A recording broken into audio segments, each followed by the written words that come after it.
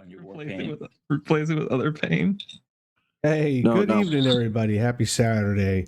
Good to see you all back. Hope you viewers had a nice week as we all gather for yet another episode of Prince William by Night on our trek against the world of darkness in Vampire the Masquerade.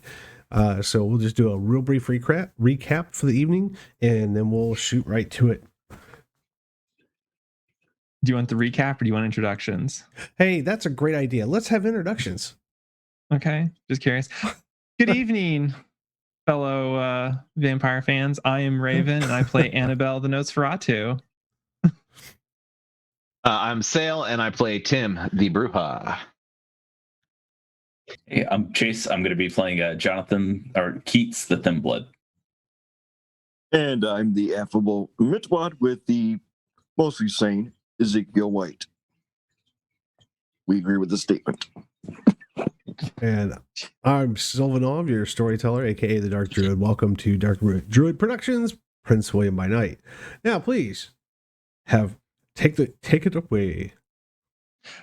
All right, so I guess I'm relegated to the wrap-up duties. So last week, which is fine. Last week, the coterie was once again split up and going their own separate ways. Sam Smith found his voice and decided to backtalk his primogen and elder Fiona, with devastating effects, as she gave him every opportunity to bend the knee, and he chose not to.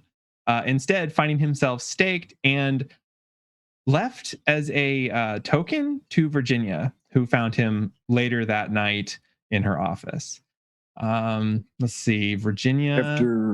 After much berating by Virginia, he was free to do as he wished.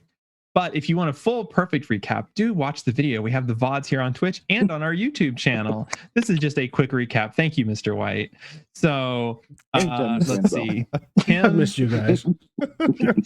Tim, Annabelle, and Mr. White met at the battlefield to kind of like come back together, as the previous night had been an absolute shit show for all involved.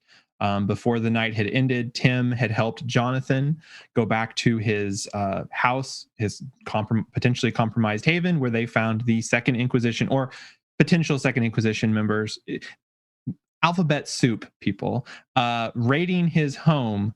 And so Mr. Toon made an effort to retrieve the werewolf paw, in where he triggered some sort of explosive and took a bunch of aggravated damage to the literal face.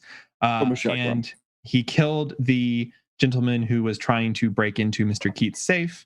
They escaped. Mr. Keats contacted his girlfriend. We're not really sure. And she arranged for a meeting with a notable individual by the name of Sasha Vikos.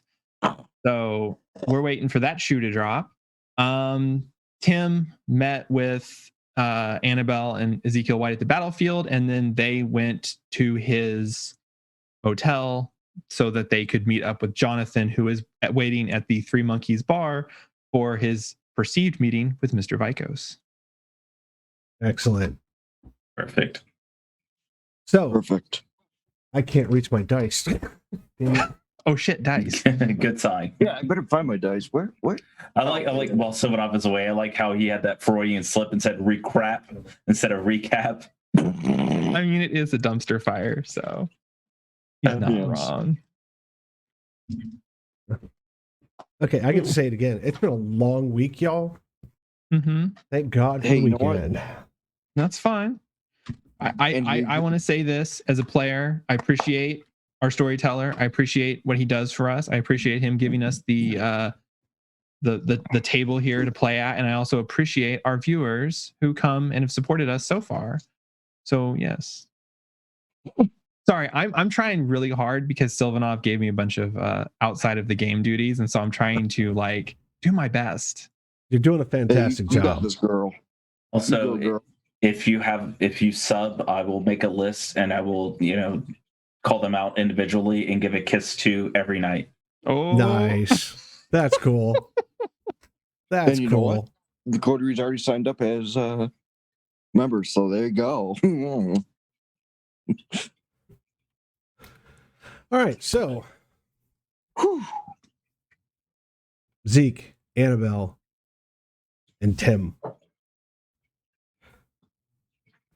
To your no-tell motel you go. Get there. What is exactly happening? I'm scanning. Are you paranoid for a reason? Oh yeah. I mean, I am Zeke. Paranoid's in the name. Go ahead and do a wits and awareness if you'd like to, sir. Okay. No, I'm looking for, because this is He's a not the shady only one. place. By all means. Oh, yeah. If you are No, flying because your this is- paranoia flag, please, by all means, give us a wits and awareness. I've never been here. Tim says it's good. Well, Yeah, I no. know. I didn't say it was good. I didn't say it was good. 4 successes, 2 crits on the black, crits on the red. 4 success critical. Oh my goodness. Hell yeah, Tim. That's wild. Off the face. Thank Anyone the cookies else? for that one. Yeah. All right, so Zeke, diligently looking around like the paranoid murderer that he is. Did I say Yes. something wrong? No. Tim? Definitely not inaccurate. That's just No. relishing All right, the humor. Now Diligently, I'm Zeke looking. looks like he's observing the area quite deeply, astutely, looking for what he might perceive to be out of the ordinary. Likewise, so does Tim Toon, both of which having a knowing look cross at least once with the assuredness that nothing seems amiss at the moment. I'll give Tim that. We're clear, Dodd. Fair enough. So I'm just going to pull in and head to my room. Excellent. If everybody follows you, he leads I'll you be up grabbing to the bags and following. He leads you to his room, and there you all are. The room is empty. It's exactly as you left it. Nothing seems to be even been touched, not even a spectacle of dust. As if the maids hadn't even bothered. It still got the whiteboard. Everything is exactly as it is. Good. Always a whiteboard. Always. Mr. Toon, where is Mr. Keats tonight?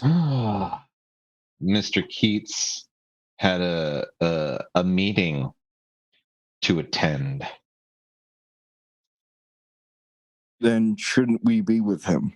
I would strongly advise against that. Why is that, Mr. Keats? Because he's meeting with Vikos. Yeah. Yeah. He's meeting with the Sasha Vikos. Correct. Interesting.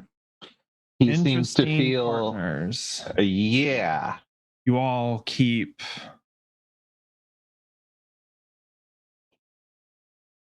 Sorry, I didn't mean to cut you off. Oh, I wasn't trying to cut you off. Now, why should we trust Mr. Keats? Oh, we shouldn't. But he seems to think that his best hope for resolving his, shall I say, unwanted dog problem lies in that route. I have tried to convince him otherwise. He was less than receptive. Well, Mr. Keats is a fool. Well, be that as it may, he's still sort of our responsibility until we wrap up this thing for the prince. So believe me, I want to get this done as quickly as possible and get the fuck out of this domain. So, Mr. Keats is also our line to resolve that particular issue. So if we have to make uncomfortable bedfellows momentarily, I'm willing to do that. But know that, yeah, that this meeting has not gone unnoticed. I will say that. As much as I take strange bedfellows, if I see you know whom, hold me back, Mr. Toon. I think Miss Annabelle is is probably the best bet for that. No. I don't know if I could control myself. Mm-hmm. We, as he grabs the back of his head, will not be able to control ourselves. Fair Ronald enough. will have his justice.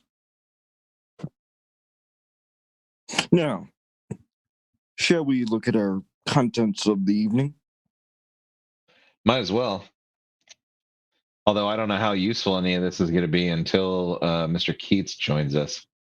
I don't think Mr. Keats is necessary to look at these pieces of clothing and such. That's why we brought it, actually, was because I told Mr. Keats a night ago that I was bringing in a friend, someone who could track his dear Percy for him. That's why I brought the sheet as well, in case it needed to be.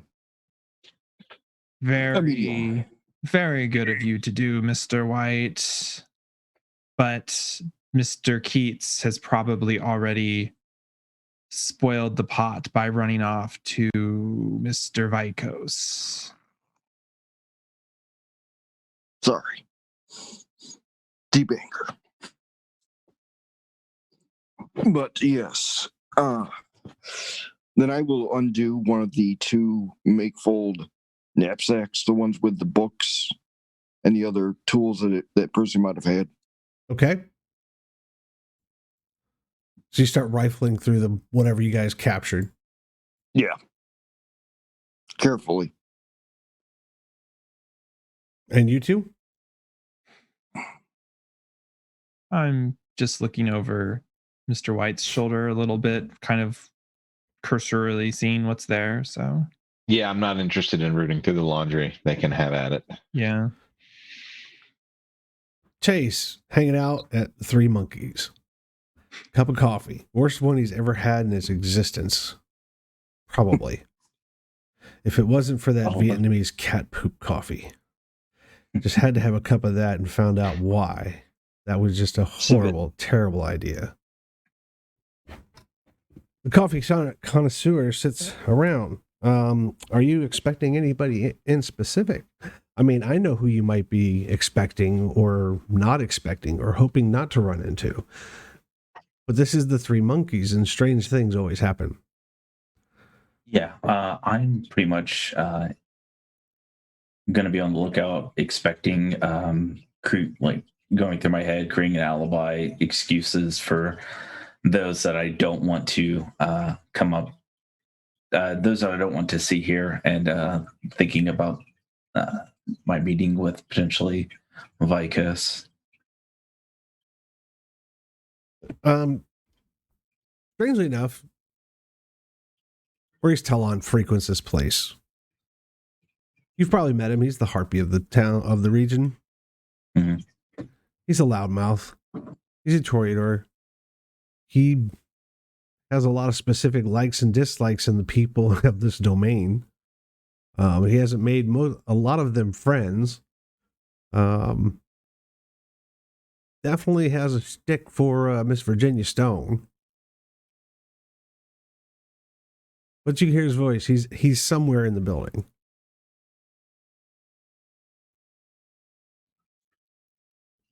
I'm gonna stay put for the time being. All right. Zeke, roll me intelligence and occult, please. Yes, sir. Intelligence occult. Coming right up. That is a minimum of... Does my specialty apply here or no? No. Okay.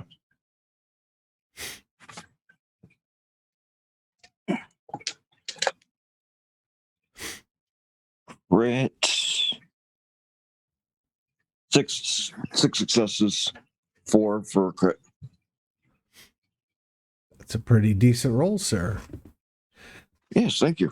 As you're looking through the belongings of Percy from what was grabbed in a snatch grab kind of fashion, things stick out to you that probably shouldn't be in the hands of some human. There's some mention of clans or families. There's a mention of certain places that are frequented, to your knowledge. Other than that, there's like a whole bunch of old stuff that, knickknacks here and there. Anything culturally relevant to the area? Sure, there's a couple of feathers. There's like a little stick figure that's been made out of bent vines and dried and has the semblance of a person. There's, little arrowheads here and there. There's little musket balls. There's a lot of papers. There's a lot of sketchings of Native American symbols on routes in the Appalachia area. Anything looks similar to that symbol on Mr. Keats's door? There are a couple of things that you see that are similar, but nothing that is exactly the same. Fish. Right. Okay. I will separate the items into category. Okay. I'll put the books and other mentionings of non-kind related stuff to the left. I'll put the Native American stuff in the middle and the miscellaneous to the right. All right. Well, interesting things we have here. Care to enlighten us, Mr. White? His hand will hover over the left. Mentions of frequented kindred areas, frequented kindred terms, clans, bloodlines. I think he knew more than he wanted to let on. Interesting. There's also some Native American spiritology or what have you in this middle pile here. If that's the guru, that makes sense. And the right, I have no idea what this man was studying, but there's the rest of it. These two, the middle and left, are more interesting than they seem. Seems he knew a little more than he should have. I'm not a genius, so I can only You guess. think he had some help? It's possible Mr. Keats put him on the path to certain things. He did seem to really want to give the hand, the werewolf hand, to Mr. Keats. So I don't think Mr. Keats knew it was out there, but... Well, and the fact that that's the first person this guy runs to with his find sounds like a mentor to me. Indeed. It also sounds like he doesn't trust the government. Should he? I mean, given what's happened to our comrades of late. Why would you assume he doesn't trust the government? These kinds of materials are perfect for someone studying to hunt us. I wouldn't assume he's just some ignorant kine out wandering the forest and stumbles upon these things. I mean, he did seem smarter than he was. I should have killed him that night, but I was being nice and I didn't want to trample upon Mr. Keats's feelings in front of him, so... Yes, I had plans to make him forget I existed as well. He recognized me. Well, why didn't you then, Mr. White? You're always so quick to do things and say things, except when they should be said or done. I am changing, becoming a new man, as it were. Of course you are. You're becoming a better man when we need you to be worse. You want me to slip up? No, Mr. Keat, not Mr. White. I want you to be better, like me. Maybe even like Mr. Toon over here. He's capable. Why do you seem to be the only one around here who isn't capable? So I should model myself after a man of considerable strength. I mean, he's capable. It's just what is he capable of doing is the problem. Like, right. We need to just kind of shift the pendulum over to different things. That's all. Obviously, Mr. Toon, we need to find this Percy. Yeah. And figure out what he's doing. Because if he's just working for Mr. Keats, that's one thing. But if Mr. Keats has set him on a path that brings us all to ruin, then that is a separate issue that we have to resolve.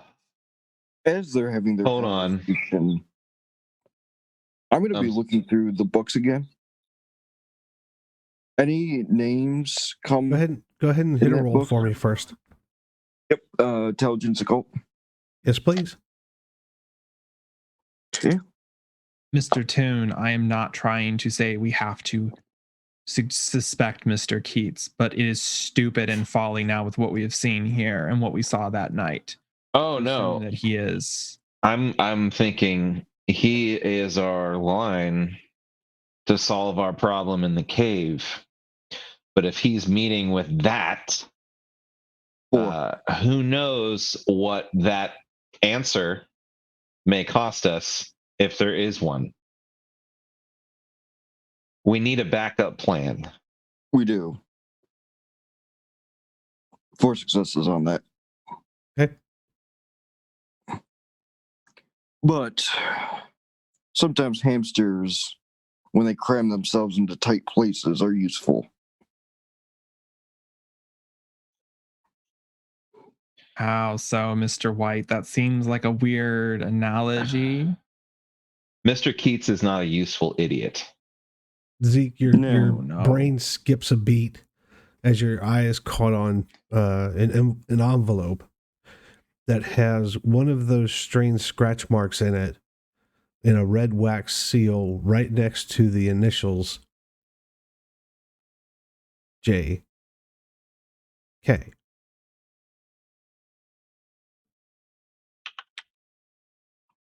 I'm going to carefully by the edges pick up this letter. You'll notice that turn it about. You'll notice that the flap is not actually closed. The wax seal is still attached to it, but it's been opened. Okay. Does this wax seal look familiar? No. Similar to the one of... No, okay. Nope. It's not the same... Okay. It is not. Does it look familiar at all? No. I mean, the initials JK are in a very clear calligraphic cursive. It looks very well done. And the other one looks like it's just been scratched into the wax. Well, this is quite interesting. I will then turn the paper so they could, the envelope so they can see exactly what I was looking at. Look familiar. Well, open it. He'll open it. A moment. There you go. Jonathan. At the Three Monkeys. Out of the corner of your eye, as you're enjoying your coffee, you indeed see Maurice Talon come through the kitchen doors and takes a seat at the very first booth, where he takes a seat where he can see you and has eyesight, but you can't see who else is seated at the booth. He acknowledges you briefly and then turns and looks as if he's conversing with someone. I hear the other person's voice.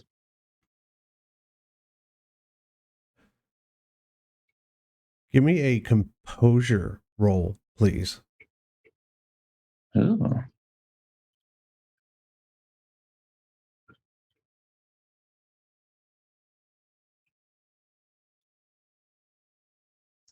Four successes. 4 successes.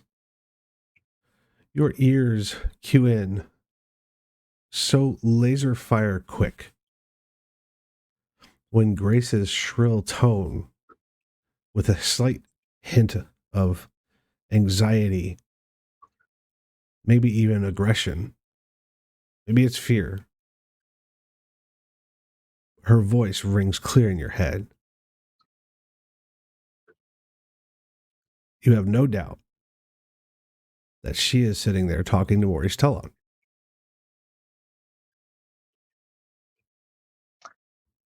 I'm going to listen for a minute. As you spend a few seconds filtering out the noise of the place, which isn't too difficult, you cue in. About the time that you do, Maurice makes eye contact with you. He holds up a single finger towards you. He leans in across the table. Clearly, you can hear him whispering something. You're not exactly sure what you heard, but it seemed commanding. It seemed purposeful. A moment later, Grace gets up from the booth, does an about face, and walks directly to you, taking up a seat at the bar next to you. Do I recall that she was talking to Talon? You couldn't make out whole intelligible sentences. There's just enough of a quiet voice that it gets interrupted every time someone shakes a glass and the ice cubes crinkle, or someone will scratch a plate with their fork and knife trying to cut into some unknown piece of meat. But she makes a beeline to you and sits down, puts herself between you and Telon.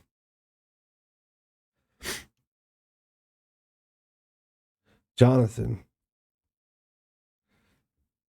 I told you this was going to cost me. I hope it was worth it. I meant for it to cost me. Yeah, it didn't work that way. I'm sorry. I have to go.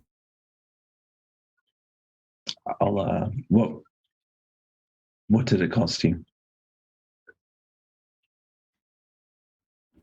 She looks over her shoulder at Maurice, turns back to you with an almost tearful, blood swelling in the corner of her eyes where tears might have formed.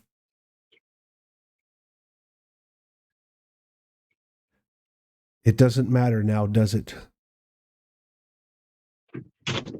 She turns, blood tears starting to move down her cheek, and she heads for the door. I will get up and I will try to grab her wrist. I'll give you an athletics and brawl. Sure, or dexterity and brawl, either one.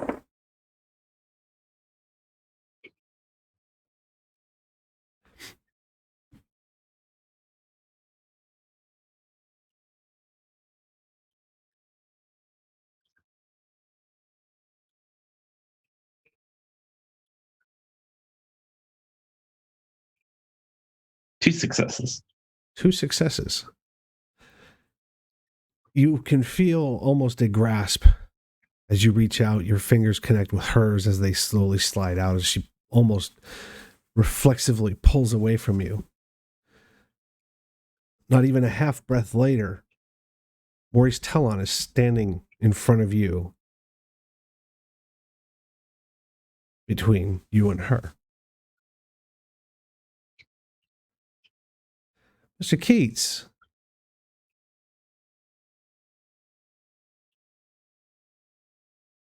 you came here for a reason, right? believe that's a rhetorical question. He's got that guilty smirk on his face, and he doesn't care. He's wearing it as almost a taunt.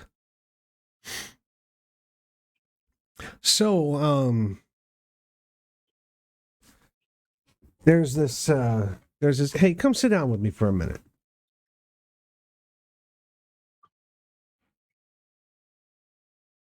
I will look past him and try to call out Grace and say, I will try to contact you momentarily. She doesn't look up or look back. She throws a hand up over her head, kind of like a see you later. Fairly dismissive. Telon begins urging you back to the corner, to the table where he was previously seated with Grace. I'll sit down.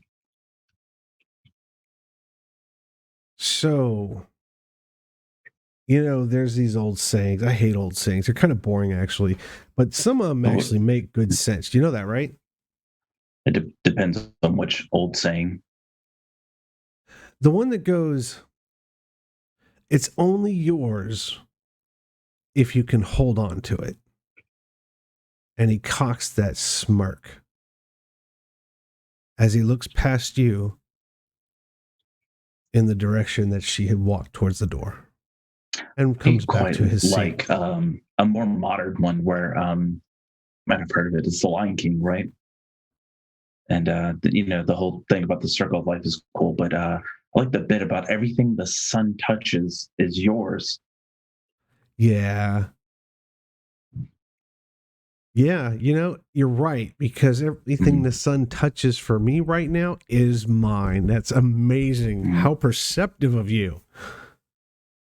Maybe we can enjoy that together. Oh, one day, I'm sure. But anyway, so you paid for an audience. Your currency was found adequate.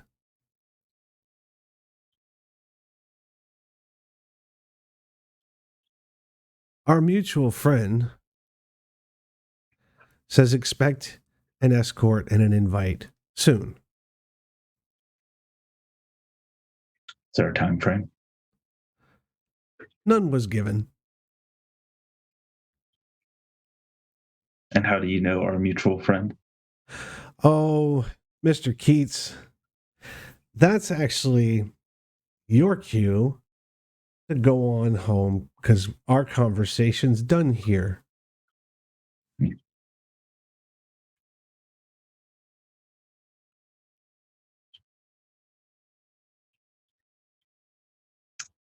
I will.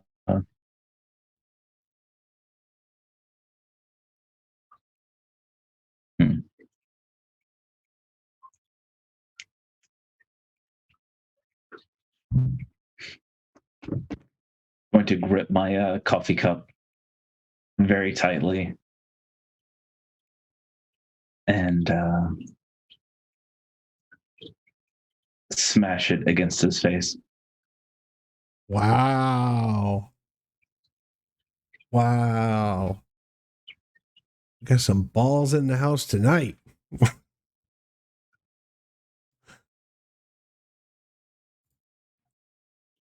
How long did it take you to say yes to that in your brain? That was me working through it. That's fantastic. Okay, so several things happen at once, y'all. We've never heard that before.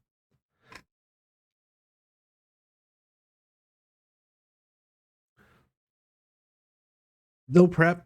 That's it. You just grab a cup and like smash. Yep.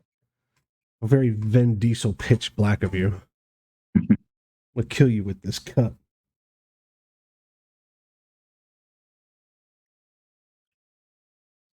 All right, you definitely kind of got the drop on him. So let's go with simple dexterity and melee. Rouse the blood. You may rouse the blood.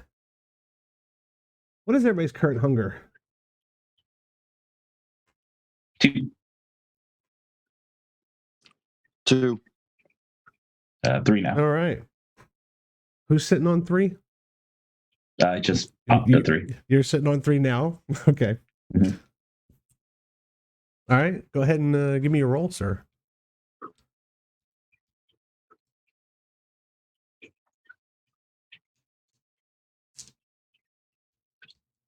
You could go strength if you wanted to and pick up another die.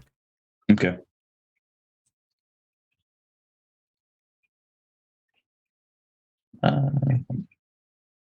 Dice roller API is real slow. Ooh,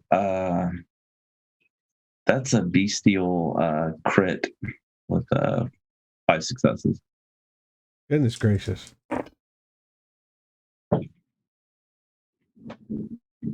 All right, so there is, again, several things that happen at one time. You tense up. Maurice quickly alerts back to you, raises his eyebrows as, I don't know, do you make a face? Do you twitch? Do you give him a leer?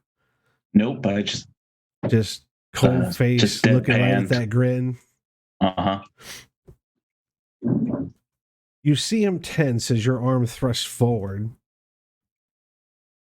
You got the drop on him, and you smash the coffee cup into the side of his face as he turns away from it getting him directly. You have a moment where he is kind of stunned, and you're not sure why, whether you hurt him or he was just dumb fucked surprised. I'm assuming this will probably be my last words, so I'm just gonna toss the napkin on his and be like, "Wipe yourself off, you're bleeding." Ooh, okay.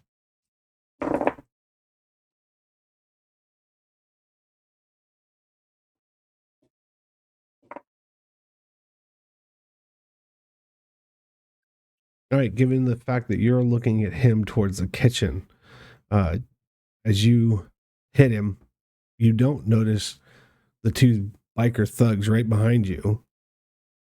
Strangely well dressed, but no mistaking who they are.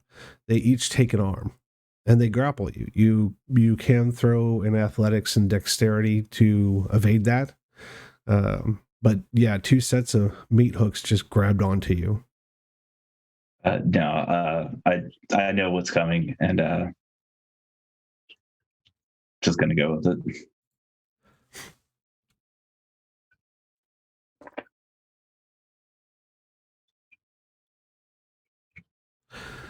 All right, Tim, Raven, Zeke. Yo. Yeah. You go to open an envelope. Yes. And who speaks what language? Have we got any Spanish in our character sheets?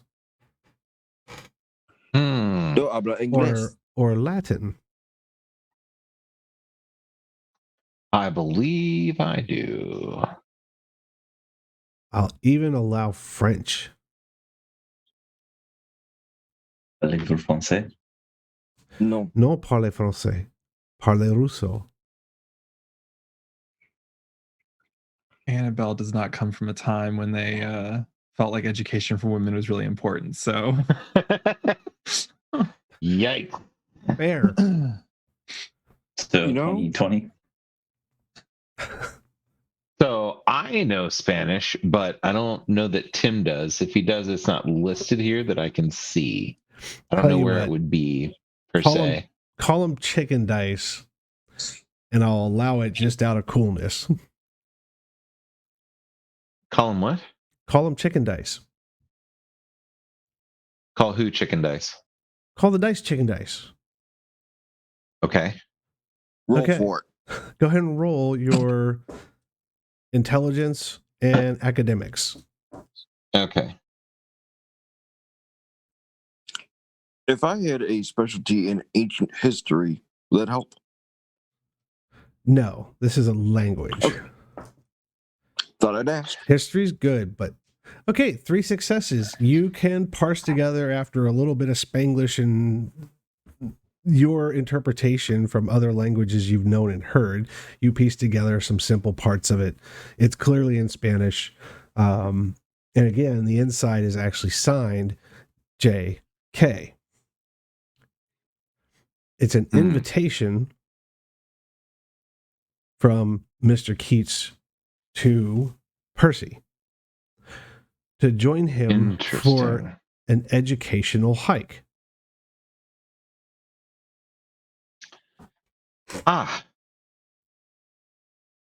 So it appears Mr. Keats invited Percy on a, quote, educational hike. Dated 2 years ago. This was 2 years ago. What could have been the purpose of such a hike? That's Research of the Geru, maybe? Is that what they're called nowadays? I They'll be fine. see why you would seek them out intentionally. I don't understand either, but kind gonna kind. We need Mr. Keats to put this puzzle together, I believe, so that we can stop chasing our tails. But you said he is disposed at the moment, so Does it say where the hike took place, Mr. Keats? Or, I'm sorry, Mr. Toon. Oh, I don't think it does. It's just an invitation. Hike. Interesting. Yeah. Well, one would have to assume it's related to his further work in Appalachia. Didn't he give a name of a place in Appalachia? He had mentioned some things about crossing the river over on the Appalachia side. There's a mention in the letter about going on a particular portion of the Appalachian Trail that runs through Skyline Drive in Front Royal, Virginia. It was Front Royal. So I know I remembered the name. I just couldn't. Skyline Drive. Across the river. Yeah, it's basically at the end of 66. Near running water. Huh? Disgusting. So how do we move forward from here? He's, like I said, a letter asking for a little jaunt in the forest does not solve our problems. Yeah, I don't think we're going to get satisfaction until Mr. Keats gets back. Hopefully he gets back. Where was this meeting? You never mentioned. Or did he even mention? Player to player, did you mention? Oh, yeah. You told me it was going to be the Three Monkeys? Okay. Oh, that's right, because I told you I couldn't go. Yeah. Yeah, so, he's at the Three Monkeys. He's so, yeah, I warned him. I told him, because I said I couldn't go. God. So, if you want to dance with the harpy this evening, I mean... about dancing with the harpy, Mr. Toon. Yeah. I took Ms. Yes. Mr. Zeke begins to shudder a bit as his eyes glaze over and he collapses to the floor, unaware of what's going on around him as he has a premonition.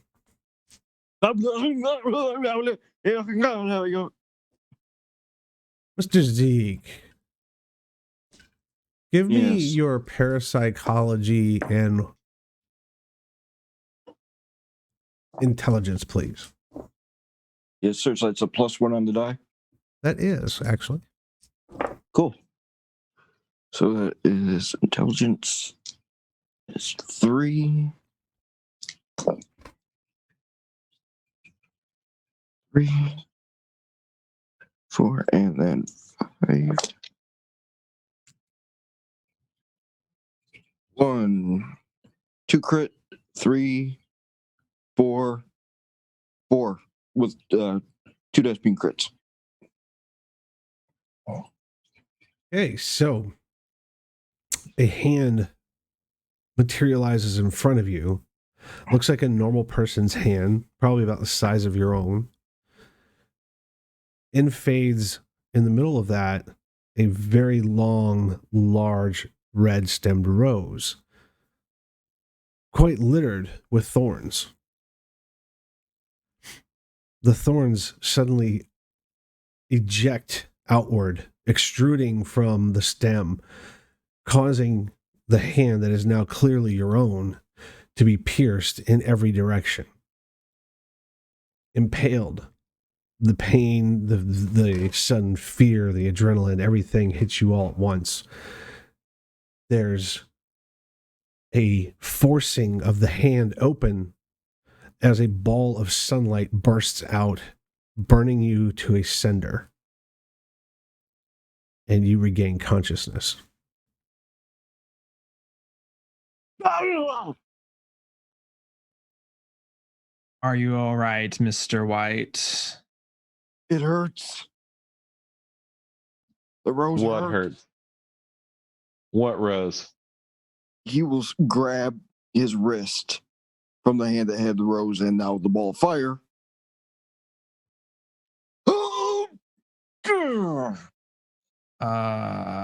Rose. So, that was pleasant. Did you have a good daydream? I have a bad feeling about what I saw. More so than usual. There was a hand. Okay. It became mine. There was a rose.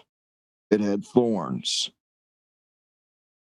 The thorn pierced my hands as stigmata would, then became a ball of pure sunlight. The pain was excruciating, exquisite. I imagine so. So what do you think we can glean from this particular vision? Somebody of the rose is going to hurt us. Well, they might have already. Mr. Keats is meeting with the Harpy right now. Yes. I don't like those odds of him being alive. He's not in the best of states of mind, shall we say. Well, I mean, we did our best. You're saying we should abandon him? Well, I know I can't go back to the Three Monkeys. Full stop. I can't go back. So, what options does that leave us? Such interesting. Why can't you go back to this establishment, Mr. Toon? Well, let's just say when I first got back into town, I may have acted a little hastily and damaged some kind that didn't belong to me. Yeah. Pause. Oh, you're talking about the Night of Blood. Pause. Yeah.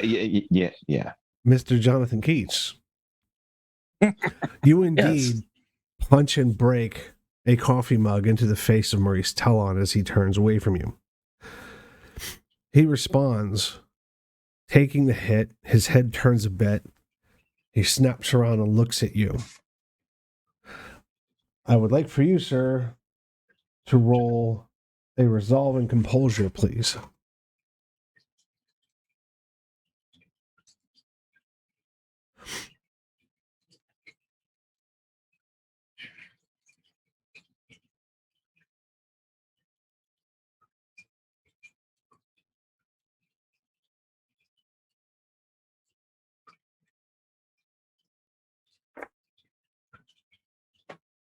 Still rolling. Let's see. 2 successes. Okay. A tug of fear cracks across your brain. His visage darkens slightly. His eyes become longer shadows. In the pit of your stomach, your beast at this moment says, "Get out. Get out now." A sense of dread creeps in and around and seems to be coming from Maurice Tellon. As he fixes himself and stands straight up, glaring at you, being held by the 2 thugs. He points at the door. Seems our guest, as he starts pulling pieces of broken mug off of his cheek and face, has worn out his welcome. "I'll see you outside, Mr. Keats." And he dismisses them, and they start dragging you for the door. Not the front door, mind you. The kitchen door, heading out towards the back alley behind the 3 monkeys.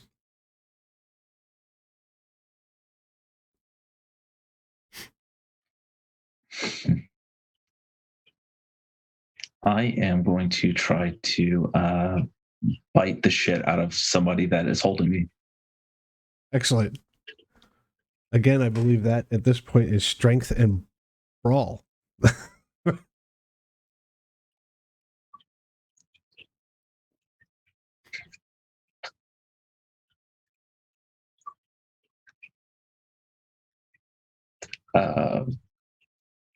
Bestial failure. Wow. Okay. Bestial failure. That's fun. Does anybody in the audience think that bestial failures are fun? I think they're fun.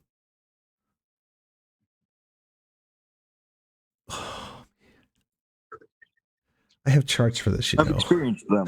They're fun. I also have the Trebir clan Bane as well. Right. So, Got it. and compulsion.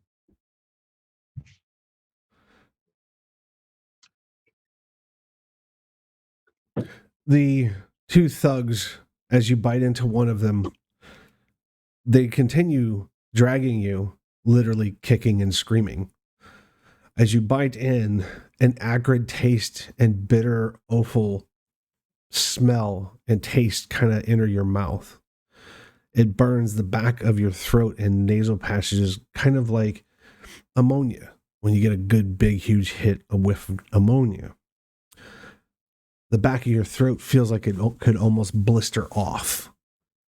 It's a searing, acidic, burning, awful taste as the blood of this person, whomever you just bit, pours into your mouth like acid. Amongst the other things you had going on, including still not yet resolving the stain of humanity, there's an aggravated wound that is the acidic blood burns at the inside of your mouth. I'm going to try to heal it. Please roll. I will. This is a sucky thing to taste. Certainly not what you expected when you wanted to bite this guy's arm off you. Yeah, I'm back at 4 for hunger.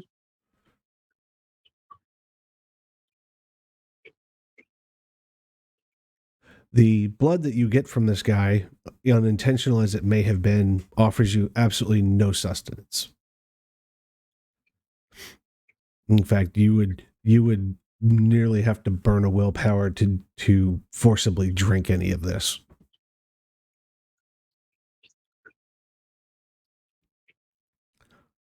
Off they drag you. Annabelle, Zeke, Tim. Please carry on.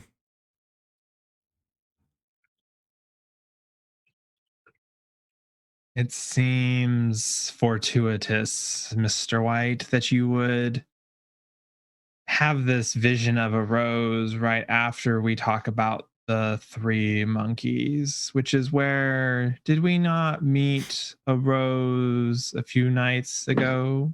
The rose, to be exact. The rose. I was under the assumption that the Primogen Fiona was the rose. She is. However, Mr. Talon likes to make himself a little more important than others. He also likes to share drinks with people, and he will stare directly at Tim as he says that.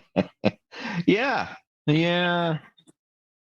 He's part of the Sabbat infiltration in this domain.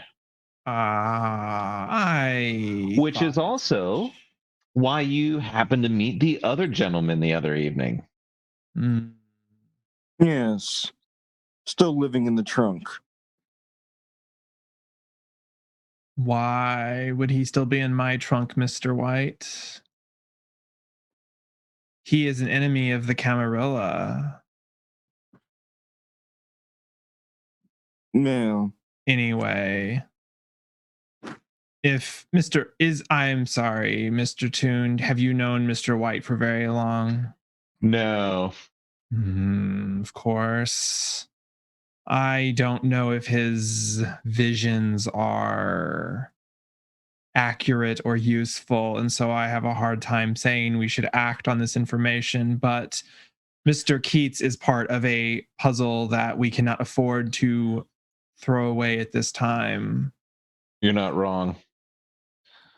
Well, looks like I get to say hello to Maurice again. All right. Everybody out. You both do. Leave the gentleman's stuff here, Mr. White. We will take my car again, of course. Mr. Toon. Yes. Where is your companions? My companions? Oh. Yeah. I've been keeping them at an arm's length. I can imagine you understand why. Yes.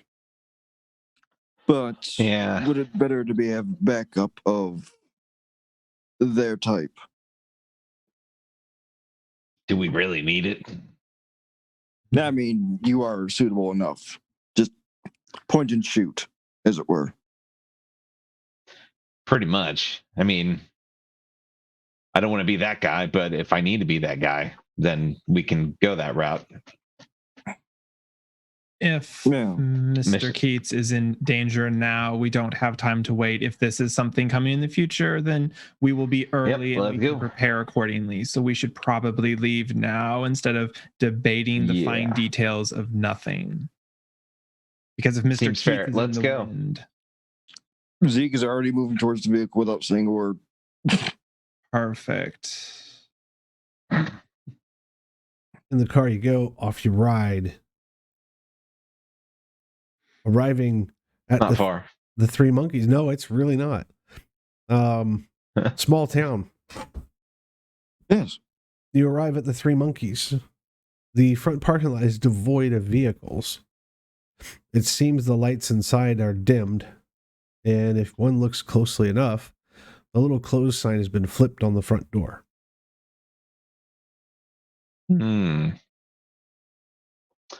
Well, I guess we got our answer. Mm-hmm. Yes.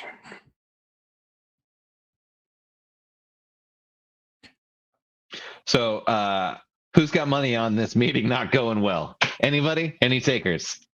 Annabelle? Zeke? No? Nobody? This will be a fine evening. Mr. Toon, you should have some faith. Yeah. Enjoy yourself. It's not so bad. You Let's know, roll. We might as well scope out the back. As Annabelle, when Annabelle gets out of the car, I'm going to activate Silence of Death, and I'm going to roll for Unseen Passage. Okay, so are you driving around back, or are you parking out front and getting on I'm foot? just going to park out front. Okay. Yeah, we're parking out front. Yeah. As soon as you think people aren't looking, you go ahead and rouse for the Unseen Passage. Past it. And indeed, as far as you know, your mind is telling everybody else is that nothing to see here. Mm-hmm. Move along. Jonathan,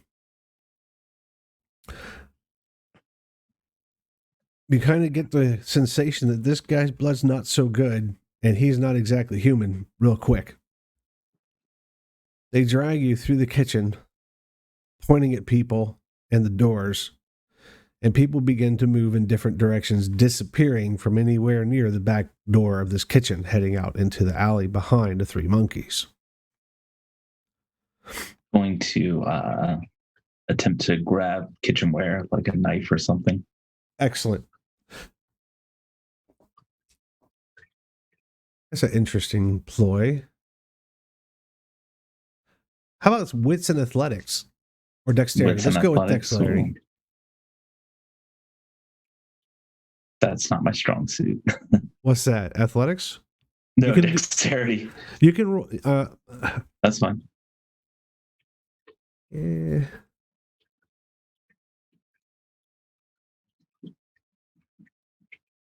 One success. One success. As they drag, I guess you're like flailing arms towards like the little shelves beneath each of the different tables and just trying to get a hold of something as they march you.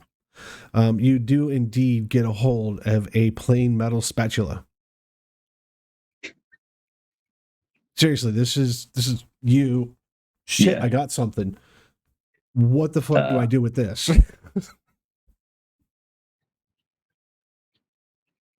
I am going to the handle for the spatula. What is it? It's a wood riveted handle. Okay. On a kitchen style spatula, so it's probably a good 12 to 14 inches long. It's got a nice long Cool. handle on it. I am going to try to smash it against their eye. Like try to jab them in the face with it. Stab him with the handle of the spatula. I like this. No. With the handle is for later use. Okay. The metal is for the people that are tracking me. Okay, so you're trying to stab him in the eye with the actual spatula. All right, Yeah. That's cool. Sure, I'll give you a brawl and strength because you're being held. Absolutely. If you'd like to utilize any of your nifty gadgets, gizmos, chemicals, alchemy, or otherwise, you are more than welcome to. Huh. I don't think I can get to the potion that I have. Probably a little difficult at this very moment. Right. So I think I'm going to try to stab that person that I bit earlier and see if I can go my way out. And I'm rolling now. So strength and melee. Mm-hmm.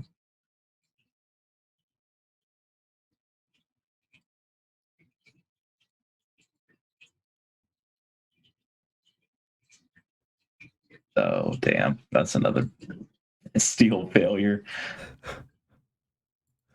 Wow, you're just rolling all kinds of luck today, man. If you didn't want to play, you could just tell me that. And I'd be like, that's cool, dude. I mean, we can find something else for you to do. I'll have 4 hunger dice and my strength is 2.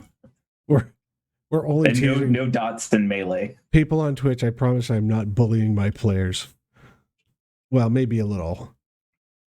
I mean, wait, that's kind of my job, right. isn't it? So yeah, you go to stab him, and it's kind of like you just can't figure out the body mechanics to overcome these two people holding onto your arms, dragging you backwards through the kitchen and out the back door. You do, when reaching the back door, in fact, get thrown out, as if you were some drunken bar guy just throwing empty shot glasses at people for no good reason.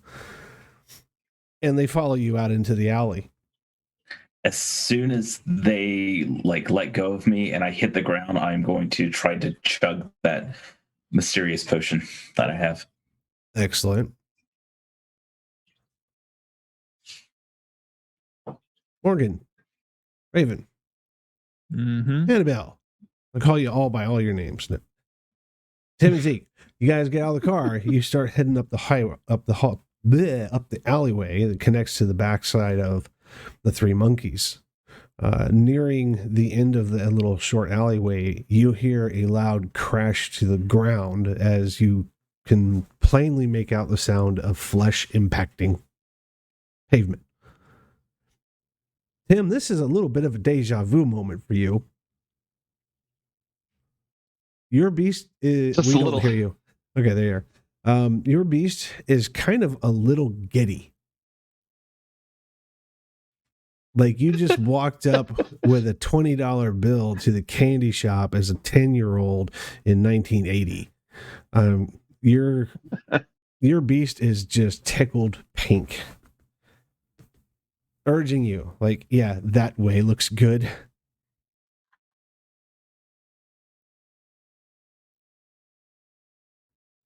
Are we starting a collection?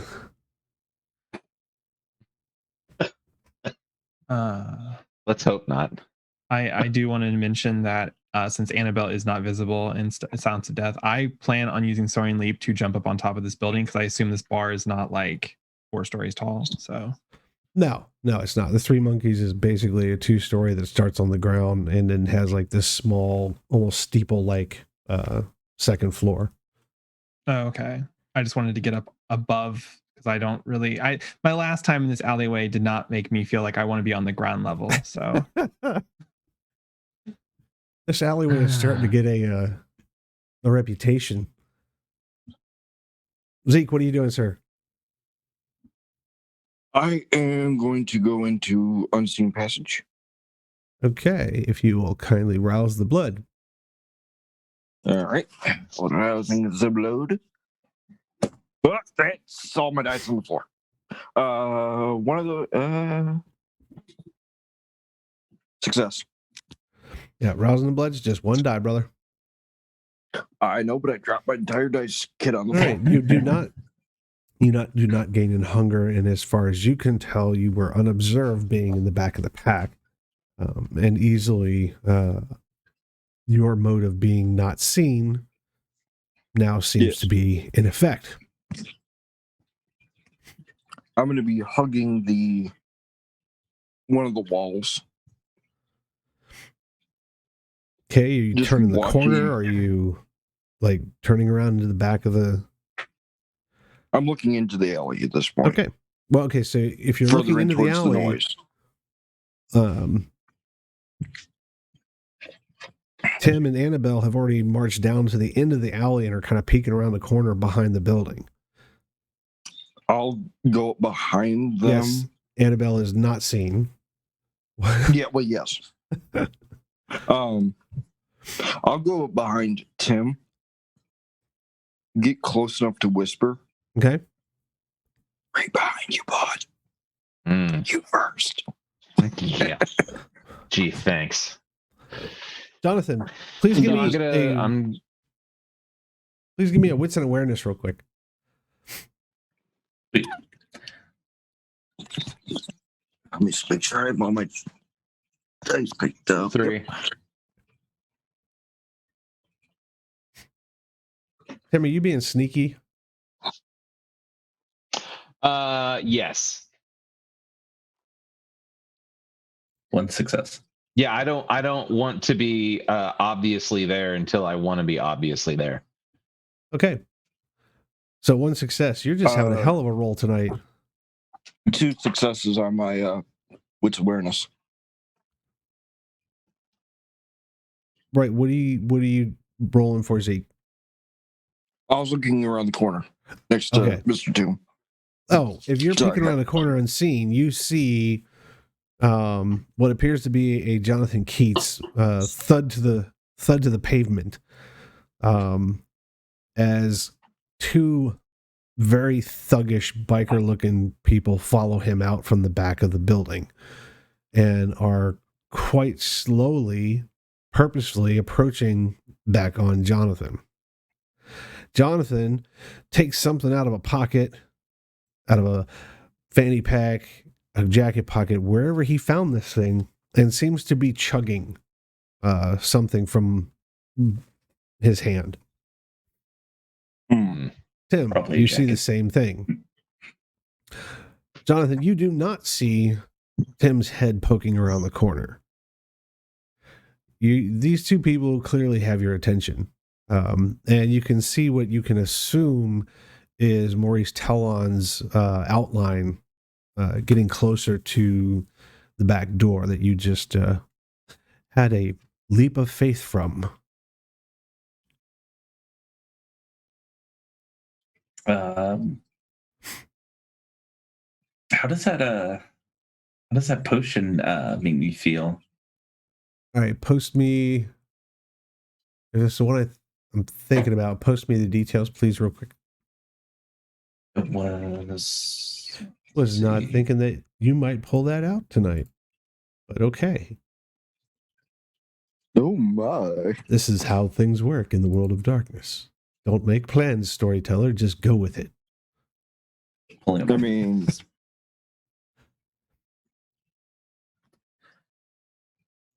it is the blood of Walter Quince, and I can get a second level discipline. Yes. Oh, I thought you were going for something else. Okay, cool. No, that's a. Not yet. I'm not gonna do that just yet.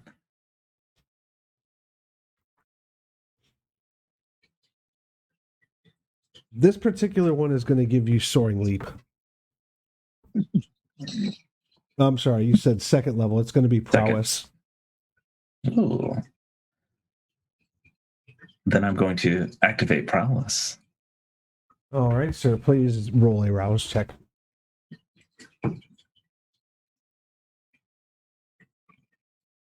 I don't get hungrier, which is good because that would put me at 5. Yeah, at 4, you don't get this far very often, and this is when even the Duskborn hear the cry of that latent beast way deep back in their mind. Look at all the options. You came to the bar, you got a drink and no snack. I'm going to strike one of them as hard as I can. All right, sir. Which I'm just rereading prowess right quick, so I can get that right.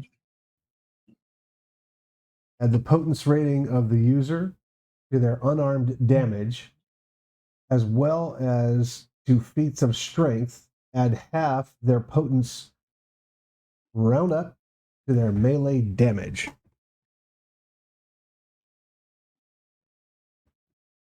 Sweet. So I'm going to roll. Benefits acts feats of strength.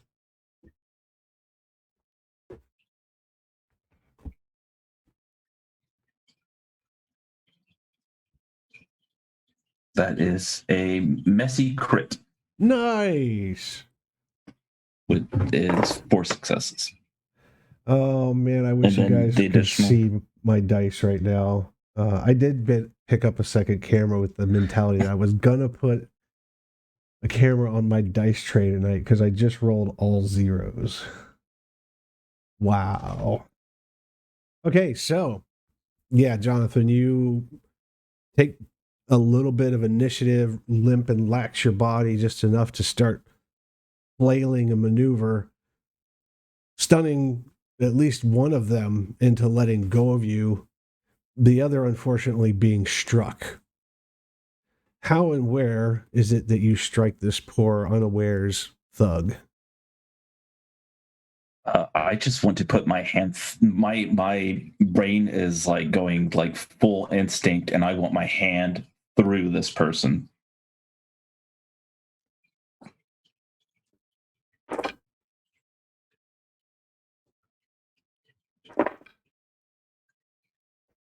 All right. From your position and the way that, physics work and things like that, you knife edge as a strike across your shoulder into and past the guy's collarbone. You know it's a collarbone. It has a feel. You can see it visually in your mind. It is quite clearly a collarbone that you have just gotten a hold of. There's a slight grunt of pain as he tenses, letting go, and then turns to look you dead in the eye as he's kind of jerking around his shoulder for a second with your hand still in there. Tim, Zeke, Annabelle, you peek around the corner and there's an explosion of activity. There's the just fallen body of Jonathan Keats. There's the two goons as Jonathan repositions himself from the ground, striking out as they try and take hold of him again. Burying fingers up to second and third knuckle right into the guy's shoulder. And what looks like holding a sack beans by the collarbone. Just kind of flopping around as the guy's trying to roll his shoulder around. Explain where I am in relation to where he is. Coming down the alley, the rest of the alleyway forks directly left 90 degrees to right behind. So this is the right side alley going behind the Three Monkeys. Okay. So do I have like a direct line through the door? Like, can I see this? There's no directly? door. You see them out there on the flat where they tossed. Oh, they're outside. Jonathan. Yes. Okay. And when you peek around the corner, you see this explosion of activity and what Jonathan just lunges into one of these guys. You're currently in the same alley as you're peeking around the corner, and that's what you see there in your direct line of sight. I'm thinking, can I want to blink, grab Jonathan? Yeah, I'm going to blink in, grab Jonathan, and then blink back to the car, basically. Okay, so that's your declare. Okay, what are you doing, Annabelle? Annabelle is tenses up like he's about to do something very Tim. Annabelle is just kind of hanging there watching. She wants to see if Mr. Tellon makes his appearance. Okay, Zeke, what are you doing, sir? I'm hanging back behind Mr. Toon before Mr. Toons himself. And I'm watching the corners of the alley. So the opposite of where we are. All right, Tim, if you'll rouse for your blink, sir. Mr. Jonathan Keats. I would also like to employ toughness, just for the record. Damn it, Tim.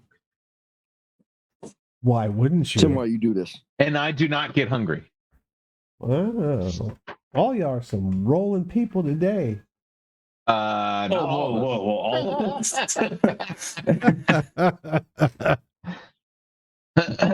Yeah, I'm making up for the night I threw myself into the side of a building. So by not doing it the again. Dice God. So what was that name I'm not supposed to say? I might say that and just curse everyone's dice. You're only going to screw yourself.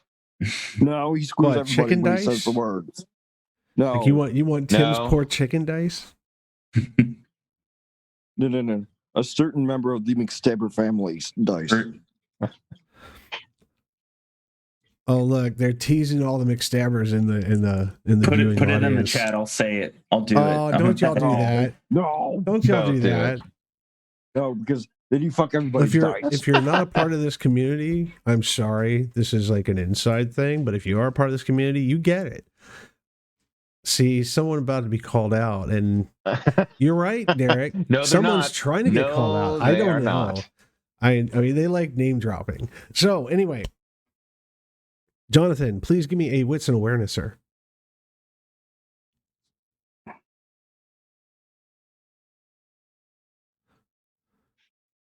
Oh, and Tim, if you're paying attention, you'll be hearing Zeke whispering Kalima over and over. 3 successes. You said 2 or 3? 3. 3. Okay. There's a brief flash out the corner of your left eye as you see Tim's face peeking around the brick wall. Shortly before you go for yet another Bronco ride as this guy's trying to shake you off of him.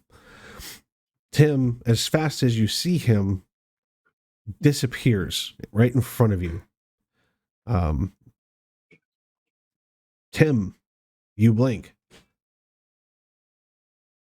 Jonathan, suddenly there is a presence at your back. If there was breath in the individual behind you, you would feel it on your neck. And there's a little gust of wind. Oof.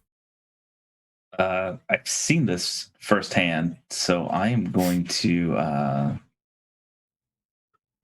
I don't know what Tim has in mind. So I'm going to grab that dude's collarbone, and I'm going to wait to see what happens. Like, you're just holding on.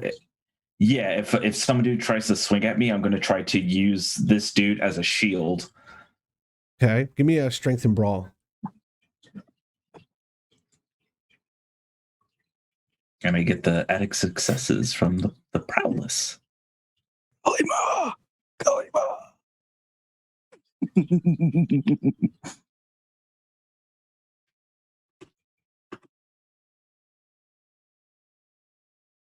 3 successes. 3 successes. It's good enough. You hold on while this guy starts to pull at you with his free hand. His other arm seems to be mildly useless because every time he twitches, you just squeeze, and he relents almost immediately with that arm. Tim, you poof in behind Jonathan, seeing him flexing a grip inside this guy's shoulder, holding on, grabbing his own wrist, and kind of going for a ride. I'm blinking back. Strengthen. Okay, so you're going to grapple him, right? Yeah, I'm going to grapple him and then blink out. Strength and basically. brawl, please. So I've already roused. Yes. So what does that do to my actual dice pool? Well, what's your blood potency? Are you tapping the 2. potency of your blood? Okay, so you will gain a die. It's 3. No, Okay. 3 die is at 3, right? 2. Yeah, just 2 die. 2 dice. Yeah, just 2 die. Oh, so I gain 2 die? Yes. Yes. Oh shit. Okay.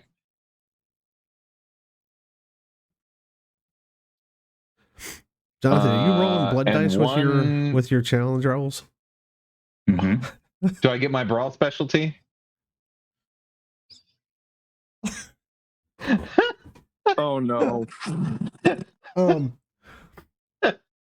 Okay, we gotta let's continue on. So yes, you can do that.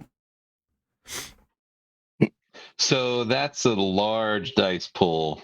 Yeah, it is. For you, that's an excellent dice pool. That's 10. That's crazy. Holy shit.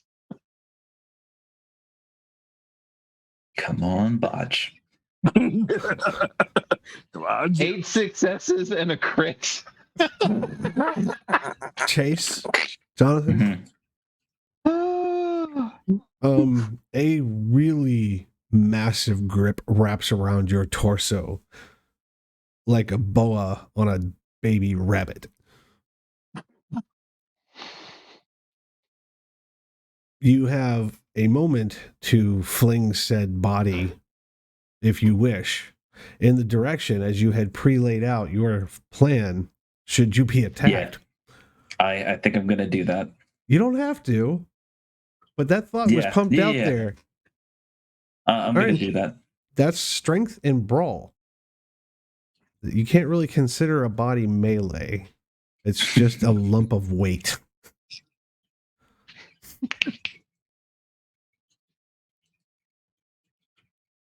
This is a feat of strength. Yeah. So the base is 4 successes. Excellent. Then you got your extra dice for prowess and what have you. What's the person's that I'm using's their dice pool to there how many isn't pips gonna, of prowess? this is for them. It's going to be strength and brawl trying to break your no. I'm saying for that thin blood alchemy that I'm using. Right. So I guess that would be only second level. So I think I can only add one success to that. So it'd be 5 in total. Yes, sir. 5 in total it is. There is a bit of struggle.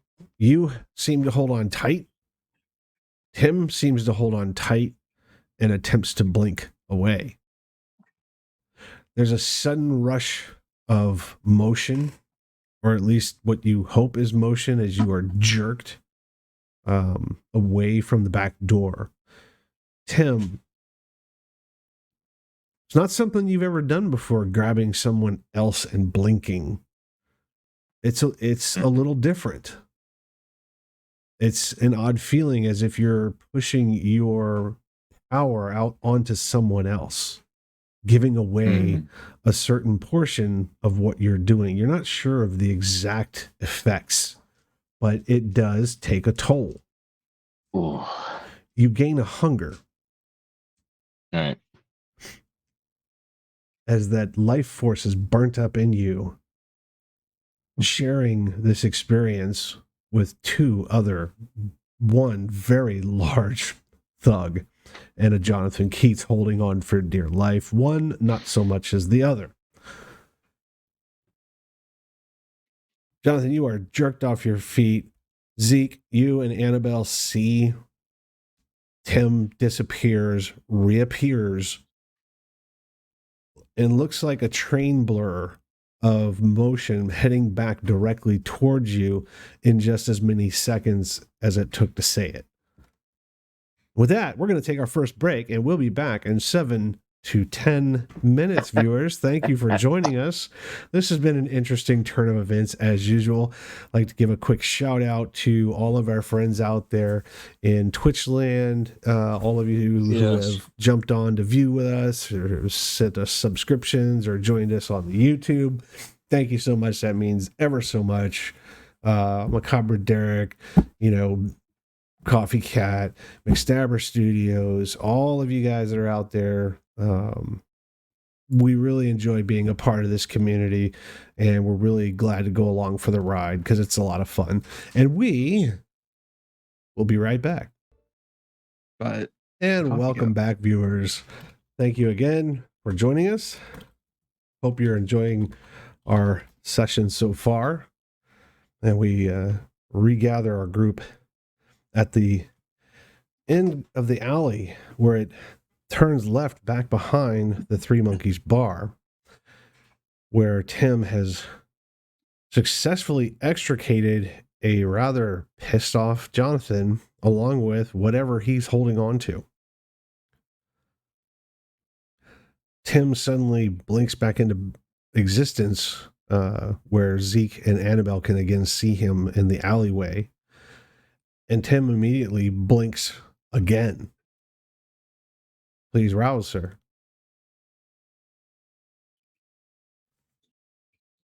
You said you wanted to blink again back towards the car.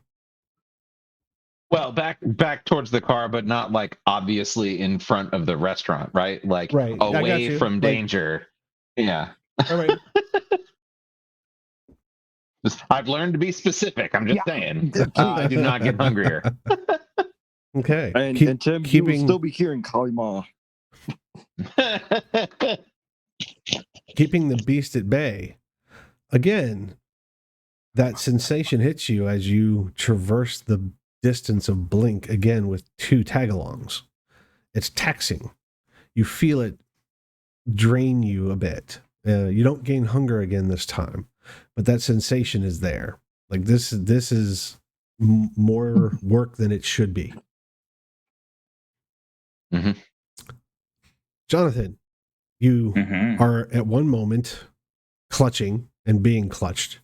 The next moment, you're in the dimmer light of the alleyway beside the 3 monkeys. A moment later, you are up at the far end of the alley, back towards the front of the restaurant or bar, as it were, near some minivan that was off to the side parking lot, just adjacent to where the alley and the front parking lot meet. I'm going to yell at Tim to get off of me. And as I'm saying that, I'm going to try to, I have my hand around the collarbone. I'm going to try to rip it out. Okay, so Tim, he yells at you, "Get off me!" Jonathan, roll strength and brawl. Prowess again does apply for sure. Oh, I'm sorry, 4 in total because of prowess. 4 successes. There's a loud shriek as you bodily rip and pull and tug at a collarbone that does in fact give way, tearing meat and flesh and skin as you wrench the bone out of the person's shoulder. There's a wild yell. A hand rips up to his shoulder in front of you, grasping it. The other hand swings for your face.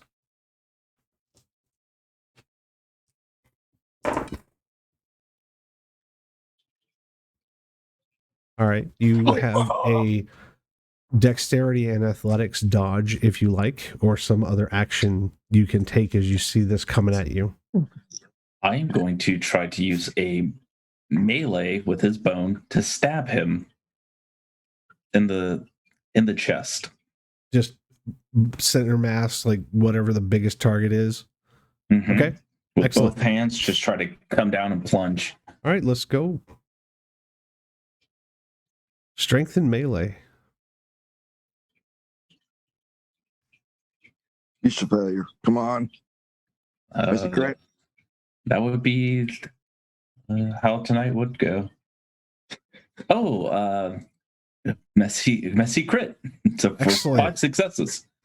Very well I am done. a prophet. So Tim, you see this. Annabelle and Zeke, well, Zeke specifically, because Annabelle can't hear anything. You notice that there's a shriek coming back up the alley behind you. Do you react anyway? It's a pain, fear, anger kind of shriek. Do I know who it's coming from? Not a clue. It doesn't sound familiar. Not at all. I'm retreating a little bit into the alley then. I want to keep looking, but I don't want this thing, whatever it is, to see me. Okay, well, you are unseen passage, so you turn and head further back out of the alley towards the front, and you will see a Tim Toon who looks to be letting go of someone. You can only assume that that's probably Mr. Keats, as you did see them disappear in front of you. Yeah. Likewise, the shriek comes from somebody who is grabbing a right hand to a left shoulder, and with the left hand is viciously striking at Jonathan's head. You see Jonathan raise both hands and strike down as he plunges something into the chest of the person he was just gripping. Is there any sort of loose brick around? Sure, do wits awareness. There's probably something. It's an alleyway. It's the 3 monkeys. 4. 4, you look around quickly, noticing up in the alley a little bit closer to where you are is indeed a tire iron laying on the ground, just peeking out of some newspaper that's also been tossed aside. I'm going to grab the tire iron. Okay. And we're going to carefully watch this screaming individual to see if he remains conscious. Okay. Annabelle, what are you doing? We're gonna wait. Annabelle is just going to continue watching. She's waiting for her prey to arrive, so okay, or potentially arrive.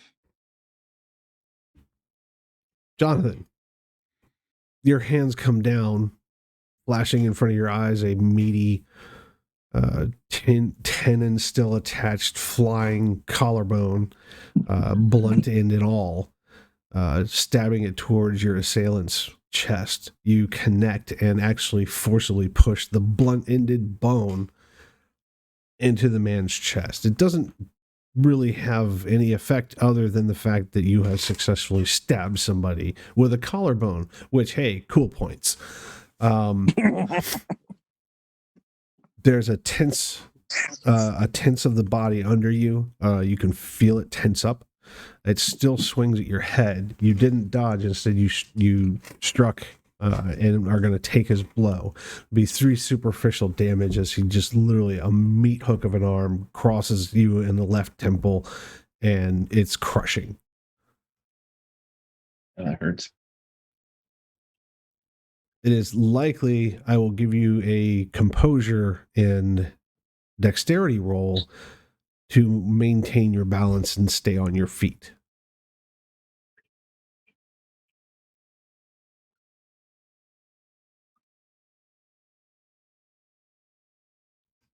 Two successes. 2 successes enough. You stumble back at the weight of the strike. It's almost as if you've been hit with a cudgel. His arm is dense. It's bony, meaty fist. You stumble a moment and catch your balance. Tim, what are you doing, sir? Oh, I'm watching. Very entertaining. Zeke is also watching, being very voyeuristic. Annabelle, the other... I pulled his ass out of the fire. Now I'm going to watch him clean up his own mess. So the other thug in the alley where you're still watching the front door begins looking around, begins almost sniffing at the air, trying to find where his friend and Jonathan Keats had disappeared to. He's clearly searching. He's hunting, prowling almost.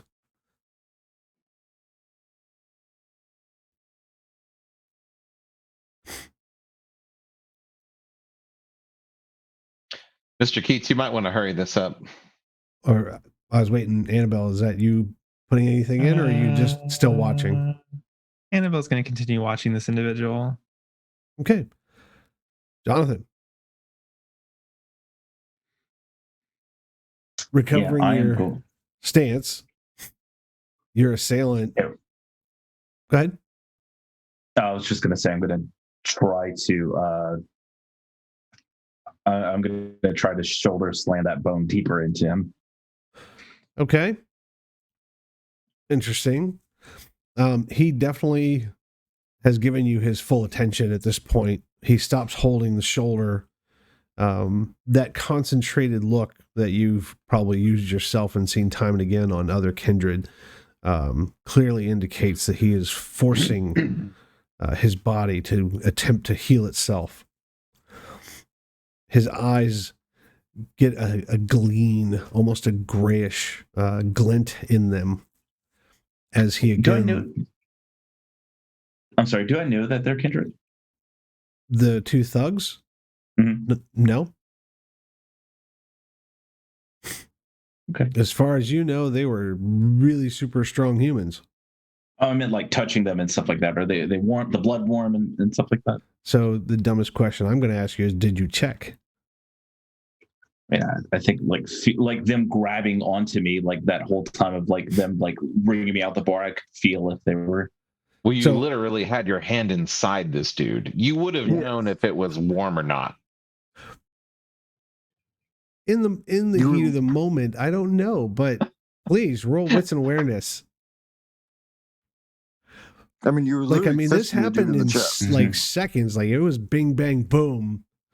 So I'll give you the opportunity to be of sharp enough mind to go, oh, wait a 4 minute. successes.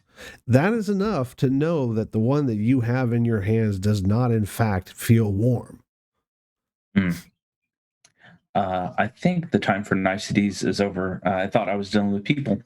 I am going to take out that werewolf hand and try to stab him with the werewolf hand, the mummified werewolf hand. Wow. Okay. Tell him to eat shit.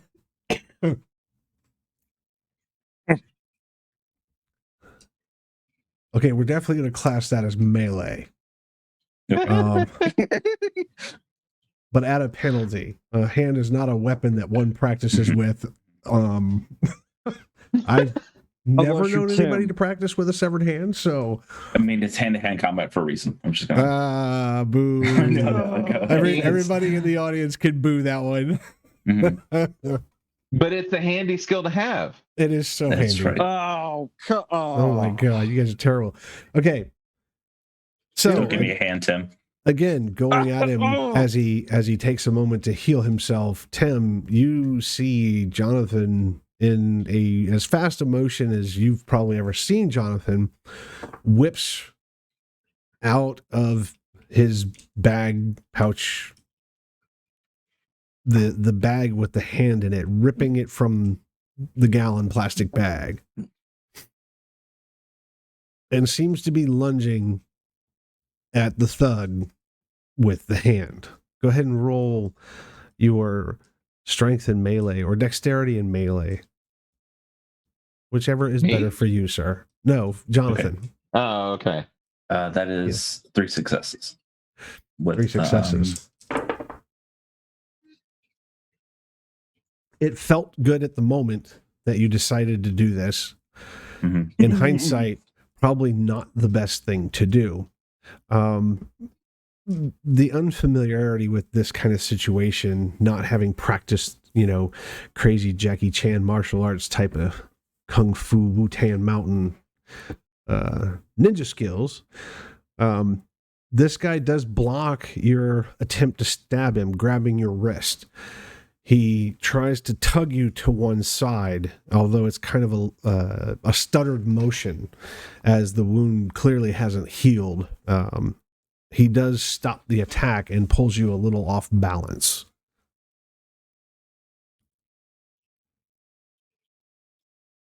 Tim, Zeke, anything? So I'm just watching to see when it's gonna turn to not be in his favor. Okay. I'm watching with the improvised cudgel to see if I need to whack this guy out or Okay, whatever so have you. you continue watching. Got it. Annabelle, Yes. the prowler in the back alley looks towards the entrance to the alleyway at the side of the building and heads directly there. No longer searching, but very intentedly is making his way into the alleyway. Okay. As soon as he starts down the alleyway, I want to drop off the building behind him. Okay. And I want to attempt to grapple him from behind because I don't know if he's human or not. So I'm not going to just go straight for the stake. So. Do you have the specialty that gives you a bonus for doing death from above type attacks? If not, Probably it's cool. not. I don't think so. That's fine. There's just a special skill that you can pick up if this is something you decide you want to do often. Yeah. So yeah, you leap down in midair aim for him, please give me your dexterity and brawl, please.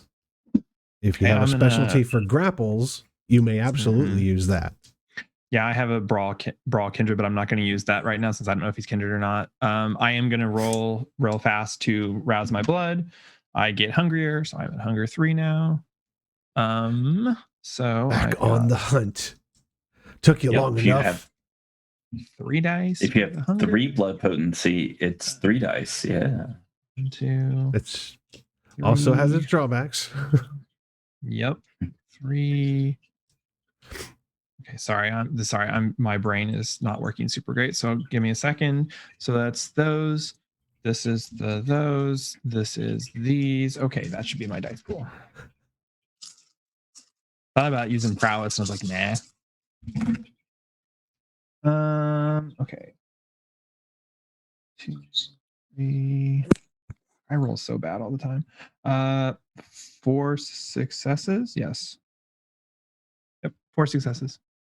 Excellent. You, in fact, land on said individual. You are able to grapple them. Okay. Jonathan. Again, with the bone. And you rolled what? Let's see.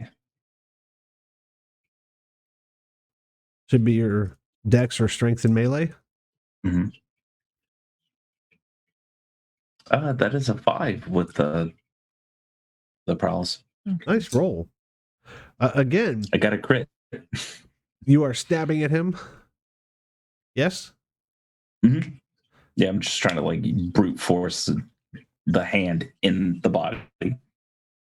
Okay, you successfully again stab him in center mass with the bone. No, with the hand. I'm sorry, the werewolf hand. Oh, right, with the werewolf hand. You stab him with the werewolf hand. There's a surprise and a shriek. There's a look of terror on the individual. You can see the look of surprise, like, what the hell? Just what? Like, how do you react when someone stabs you with something else's hand? Takes him off guard. Clearly, it wounds him. You're not sure how bad, but he is definitely reacting. It's causing a pause. Zeke and Tim. Yep. Do I recognize this guy? No, you do not. Okay. I was going to ask the same question, but if No, you do not either. Not the guy that Jonathan's fighting. I'm going to be looking around just to see if anybody's coming from those loud screeches of hanging. Sure, you make a U-turn, and just a few yards from you, you see this other thug that was back down the alleyway crushes to the ground as Annabelle becomes visible, grappling him from behind, and what seems to like have been jumping onto his back. I'm just going to nod to myself and Was Zeke whisper out if she can. Yes. was Zeke there the last time there was a brawl in the alley at the Three Monkeys, or were you elsewhere? I think you were elsewhere, right? This I was just him. Yeah, I was by myself. That's Yeah, right. Tim was. I think Zeke had his own encounter Yeah, behind the he bar. did. He did. Yes. But it Okay, wasn't so violent. that's what you see. Do you react in any way? Like just out Yes. of nowhere, just crush person who was moving, no longer moving, Annabelle crouching on top of him like some kind of jaguar. Did my unseen passage break once I picked up the tire? No one was observing you. Okay. In that case, And you if certainly she weren't pays running up attention, and down the alley, having it clang No. off the brick wall. No, we're if she could hear me at this point, I'm just gonna whistle in a whispered kind of Okay, so noticing that she's probably got this. Tim and Annabelle, you both hear a whistle from behind you. Mm-hmm. well, Morgan more so in front of you, but behind Tim, you hear a whistle. The moment either of you turn to look, I just want to know. I'm going I'm to gonna look up.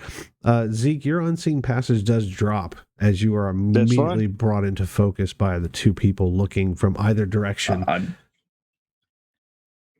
not going to look. I'm focused on the person in front of me. If I don't, of course you if are. I take my eyes out of that off of him, I'm afraid he's going to throw me another haymaker. I see that we have two. Tim, what's an awareness? Mm-hmm.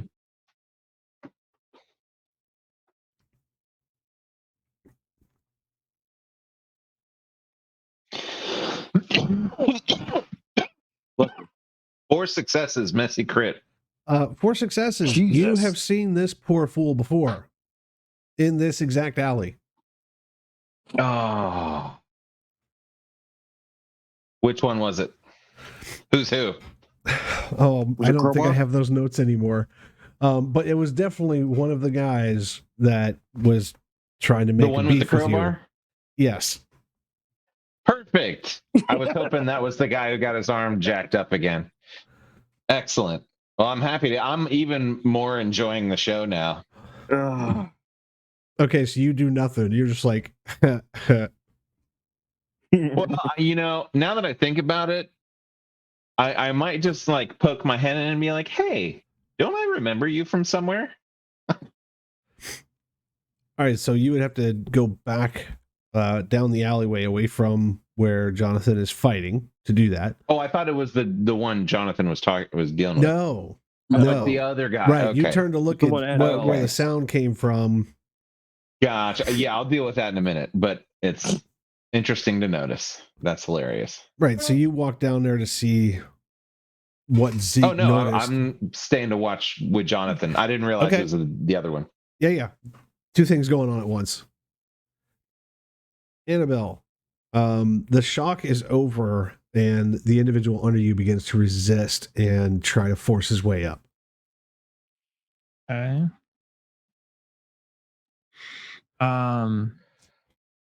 Can I roll like a wits awareness to see if he feels like human, or if I notice anything that would tell me if he's human or not? Sure. Because Absolutely okay. roll wits and awareness. I would like to know what You I'm definitely dealing have with. a good view. So yeah, I don't like sitting here not knowing what I'm actually dealing with. So because if he's kindred, I'm gonna make this a lot easier on myself. Wow, I rolled but 3 successes. Okay.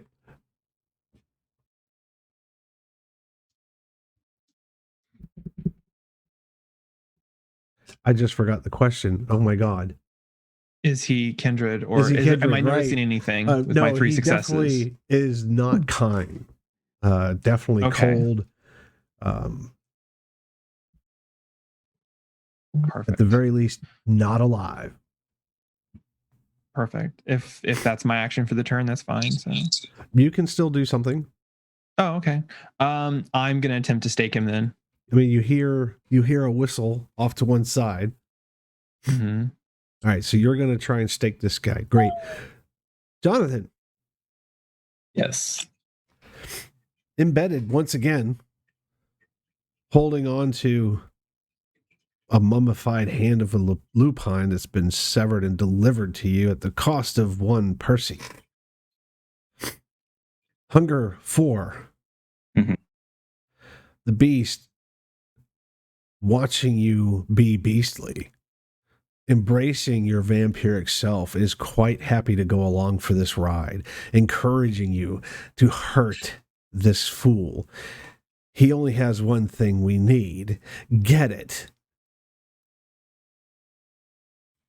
Yeah, if I could ride, I would just You ride this can wave. choose to ride the wave. Oh. That is a choice. You're not I know his in blood doesn't. you're not can't in a have his position of blood. frenzy, so it's not like you actually have to roll against anything. You can choose to ride a wave. Yeah, I think Jonathan's going to ride the wave of anger and just continuously try to murderously just stab this person How many because I know his times blood doesn't. do anything for me. How many times has Jonathan rode the wave before? Is it something he would do often, to give up control and let the beast do its thing? Maybe like once, like really, really early, like in his like kindred life, but it's been 100 years or so. We like to be in control. Got it. Right. That sensation comes over you. The murderous thoughts begin to reel and roll at a blinding speed as you think to yourself how this situation is already yours. There's an unearthly confidence that wells up, a sense of strength and purpose. The feeling as though you were an actual weapon being pointed in a direction.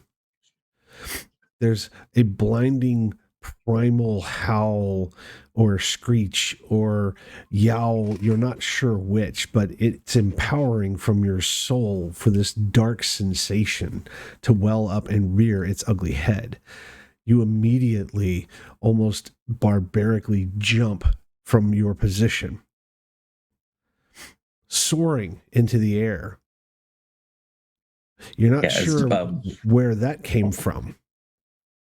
I know where that came from. That is a Walt Whitman barbaric yelp, a Sweeney Toothed madman look. Yes, and sir. I am going to give into the beast 100%, become it, and writhe. Just you soaring leap above the guy. It's very dramatic. It catches the attention of others around, including Tim, who is just enamored with this feat. This scene feels primal to him as well. It's things he's done before, going with the wave, letting nature take its course, letting a predator be a predator.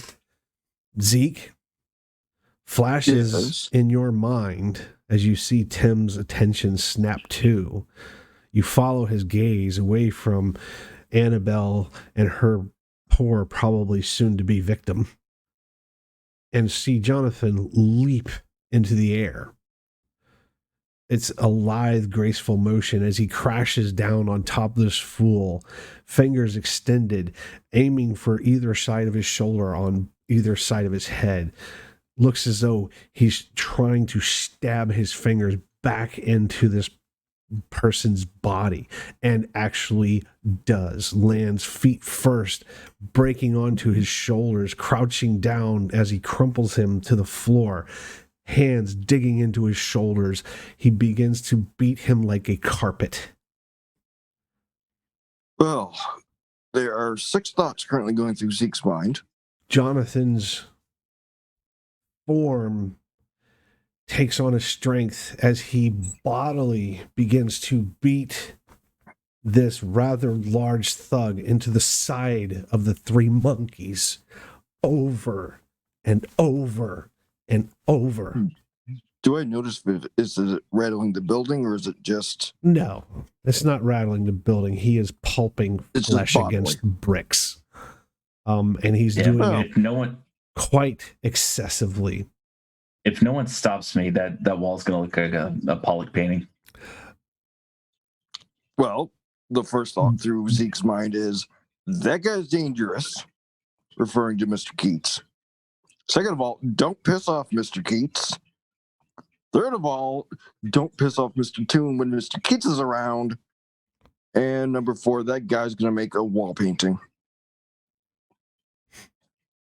I'm going to approach Mr. Keats slowly from the side. You having fun there? Zeke, I need you to make a dexterity and athletics roll.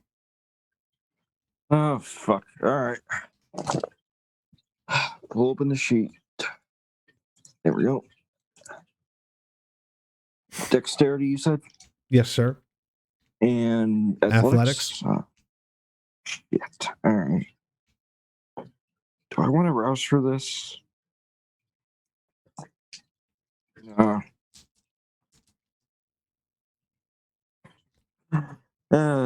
Beast of crit.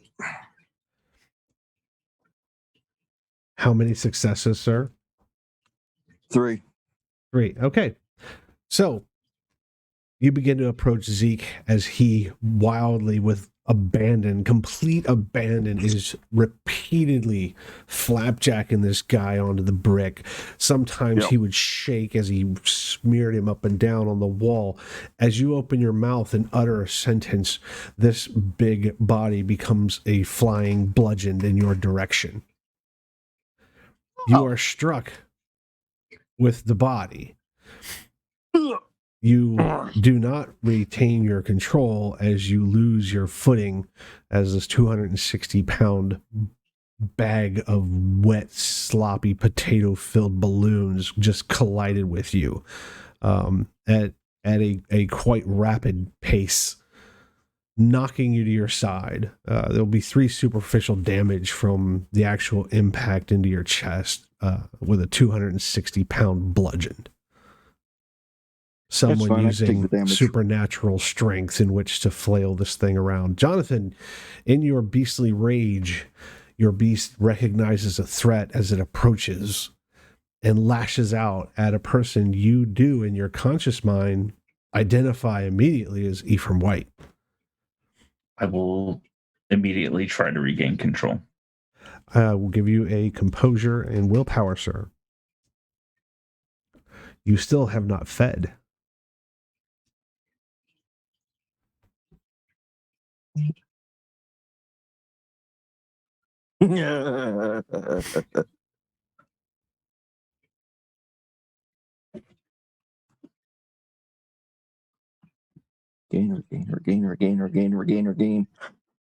4. 4 successes. When you collide this being into Mr. White, that sudden thud, that force of momentum and gravity doing its wonderful dance, reverberates back into your hands and kind of shakes you enough to see what you're doing. You're not sure whether you want to stop or not, because damn, that thing is flowing with blood. It's been cut up. You've stabbed a couple of siphon holes in it, and we're fucking hungry. Well, that was the one I tasted, right? I can't actually have the blood. Yeah, no, you can't. So it's your disgusting. Doesn't care. I'm going to I will stand on top of the body and grip my hand underneath his jawbone and just try to rip and pull as much as I can. And I like looking at Mr. White and just mouth, "I'm sorry." Wait, you're attacking me? No. I'm attacking the guy, but I'm mouthing, "I'm sorry" to you, because I'm probably just like crushing you under my foot as well. I'll look back at Mr. Keats as he mouths the word "I'm sorry," and just give him that devil may care of, "Well, you're one of us now" look of approval and fear. If I had to rate it, probably 90-10. Fear to approval. This exchange is quite vicious and brutal and fast, and absolutely an unexpected view development of Mr. Jonathan Keats. I'm debating whether it's time to end the show or not. I'm kind of enjoying the show. No, but it has not gotten too out of hand yet. You did still hear the incident behind you unfolding. The one with Annabelle. And yeah, I'm probably going to Zeke did walk past you to intercede with Jonathan. Yeah. Stupidly, but yes.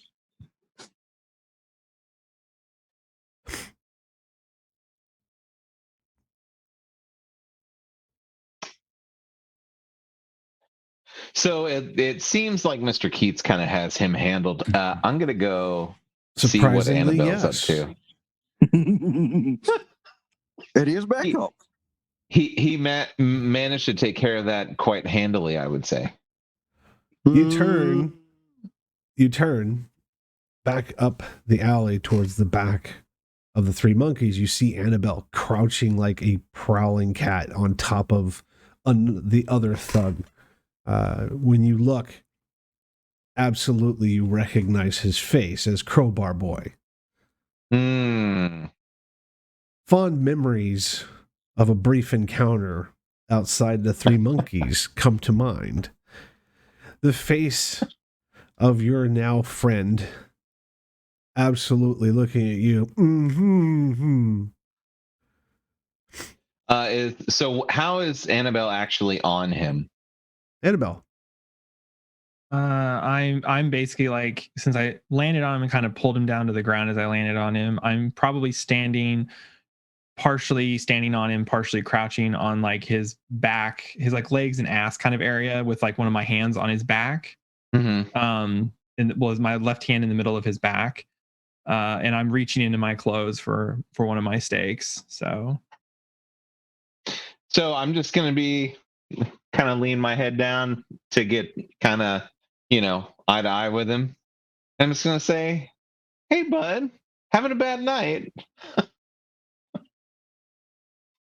It takes a moment while mental recognition kicks in. He's still conscious. He hasn't been beaten to nothing, unlike the other poor fool. And he presses up a bit onto his elbows as he looks at you, Annabelle, still crouching on the small of his back, contemplating on how she's going to take this fool. And he has a moment of realization. If he had color in his skin, it probably drained a little. Although he doesn't look the same as he did the last time you saw him. He's bigger, visibly.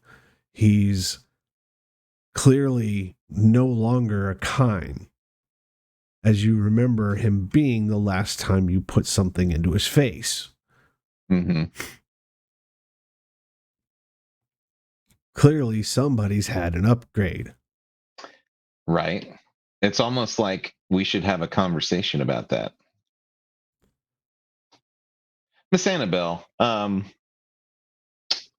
could I persuade you to bring this one along? of course, Mr. Toon, as I'm going to continue pulling a steak out of my clothes. As you do, he viciously bucks in an attempt to get you off of him, and he starts leaning his body in a direction other than Tim Toon. Mm-hmm. I will give you a strength and dexterity, strength and brawl, and you can definitely use your specialty. You have him at a very severe disadvantage.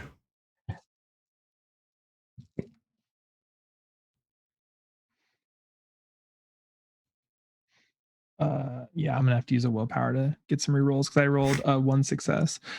Yeah, probably a necessary thing. So you can reroll up to 3 non-blood dice that have failed.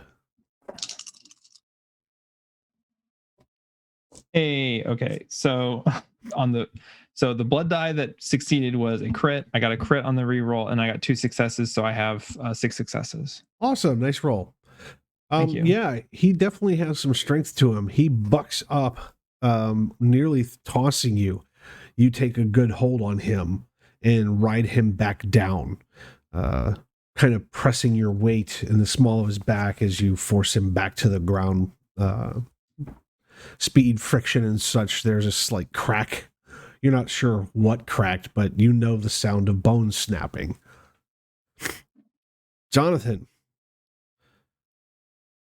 enraged, flailing a body about as if he were an old school WWF wrestler on a rampage in a cage match with 10 other guys wanting to kill him. What do when you snap to and realize that you're flailing this body now no longer against the building, but Ezekiel White? Oh yeah, I said I'm gonna put my hand underneath that dude's jaw, and I'm telling Zeke I'm sorry, and just trying to just gruesomely jutting and ripping and trying to take his head off. It's an unfortunate thing for this poor guy. You do manhandle him. You've punished him against the wall like a cheese grater, and you manhandle his jawbone, tearing half of it from his flesh. It's a pretty awful scene. Now, am I getting flashbacks of Chomps when I see this? Did you witness the fight or hear the story? I heard the story and I saw him when he needed medical attention. He kind of still had his jaw kind of still How hanging. about roll your humanity, sir? Well, my goal is to take this dude's head off. Okay. Do I roll hunger dice with humanity? Nope, just humanity. Okay. Need to check, make sure I'm rolling the right number. That is the unchecked boxes, correct? No, it's just the available Bill. the available humanity that you have right now. Just roll those dice for me. Yep. 1 second. No, just tell me what it is. Will vivisection cause final death? Not Because depending necessarily. on where you Decapitation. depending on where you tear that dude off, you might not FD him or not. You might just cripple him for life That is 6. or And unlife. there was a crit in that 6. Okay, 6 total. so while memories and visions rush back, they do not cause you to become disturbed or upset in any way. You hold it in check. Like, this isn't a human. He deserves this. He was going to hurt our coterie member. There's easy ways for you to rationalize what you're seeing without losing your cool. He crashed into me, correct? Well, thrown into me, correct? Yeah, he's I would've beating probably you with a body. He literally has hands dug into him and using that as handholds while he flails you with this body.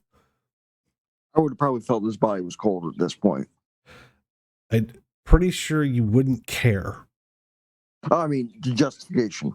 I would have felt that he was already cold to begin with. Sure. Well, I'm going to move out of the way of this flailing body. Okay.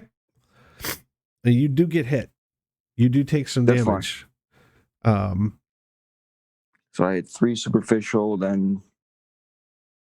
Yep, you kind of move out the way as Jonathan wrestles control back from the movement, ripping a jaw, hitting you. The surge of the moment, as it were, is kind of visceral for everybody who's witnessing either event.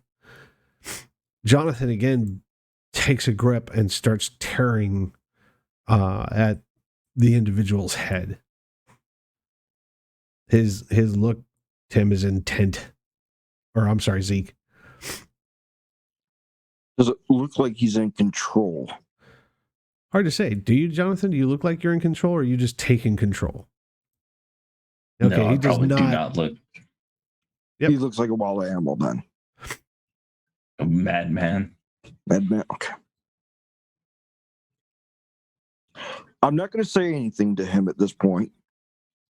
However, I will take up my new best friend, the tire iron, for defense, and kind of stand to the side as I watch him eviscerate this Okay. thing on the floor with odd fascination. Okay, And fear. Tim. Annabelle, you're asking her to take him with you. You stomp down on the guy's back again as he tries to buck you off, cracking something inside of him. As his struggle becomes less, not gone, but definitely lessened. Can I see him wriggling? Yes. You could didn't think you were gonna get away, did you? You could hear the bone snap when she did this. It was quite evident. I apologize that I didn't mention it. That was like a messy critical. I'm still trying to Yeah. So I apologize about that. So that's why I was saying what dice I had last time. Oh, wait a minute. Your Silence of Death, would it still be active? No, Silence of Death would have dropped once I probably made it. Well, I had to drop it to actually be able to talk to Mr. Toon. So right. Yeah. Okay. Yeah. So you definitely heard that. Tim sneers down and quips at the person under you. You can feel the struggle diminish even more as you seem. You can feel his legs go limp under you. Tim, you see this strike of fear come across his face, like, "Oh God, not you." But he's not saying it. He can't get it out. He's stuck. Like, Good. he's coming to Perfect. grips with. He can't feel his legs. He can't push away. And oh God, it's you. Annabelle is going to hold the stake out towards Mr. Toon. Okay, so yeah, she by pulls all out a means. stake and Don't let me get in your way, Miss Annabelle. Oh, I'm here to enjoy the show. As you will, Mr. Toon. I thought since you seem to be acquainted with this individual that maybe you would enjoy the finer things of the hunt, but that's okay. I don't want to rob you of what you've earned. I'd like to proceed to stake this individual. excellent. So roll your strength and melee, please. Okay.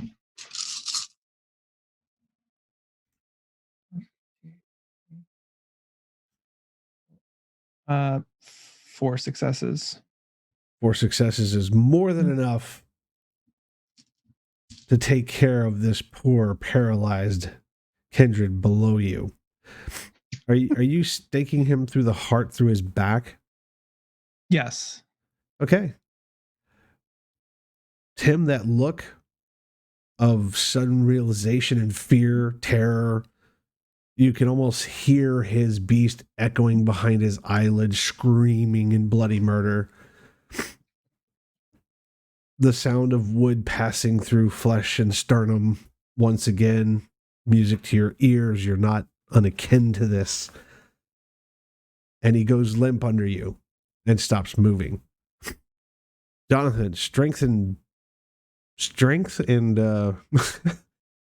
brawl. Hell yeah. Does that include grappling?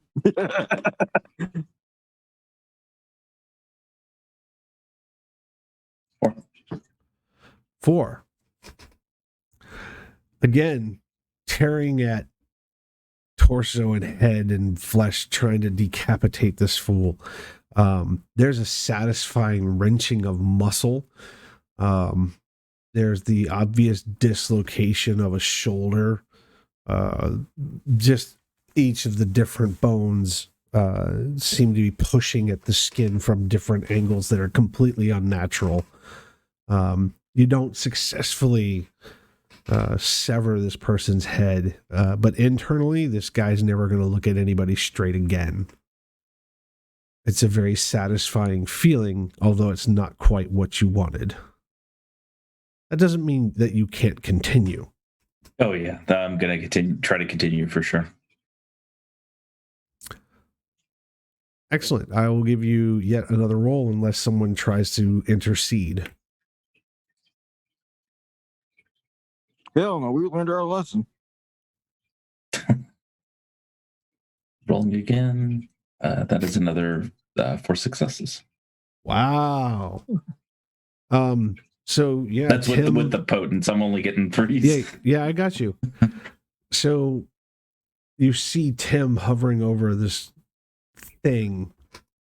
Zeke standing off to one side watching, as clearly what Tim and Annabelle had in front of them was now utterly incapacitated.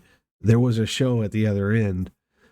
He pauses a moment as you see the body just kind of dislodge itself oddly in its own skin as the left arm kind of sagged away from the neck distended far too long in one direction. Jonathan takes a breath, or would if he breathed, but his body visibly takes a pause to store for energy as you see him get with both hands, placing a leg and a foot up on its other shoulder. He literally decapitates someone with his bare hands. The Duskborn shows that he is not to be underestimated. In a raw display of primal energy that makes everyone's beast a little more excited, a little more energetic. I think as soon as more hungry. Everyone witnessing this gains a hunger except for Jonathan. I think as soon as I get the head free, I'm going to spike it into the building. Okay. The hunger is still there, Jonathan. There's a fantastic spray of vampiric vitae, although there's a slight hiss as it exits the body. There's a greenish, almost ochre looking color that it obtains once it exits. It lands on whatever it lands on, and there's a wispy, almost vaporous escaping from whatever it touches. And it begins to deteriorate rather quickly, breaking down, turning to dust over a very short amount of time. Annabelle, your poor captive's face was in that line of sight. You could almost, if he could move, the shock on his face and the terror would be amplified. But all he has is the straining pulsing of his now graying eyes.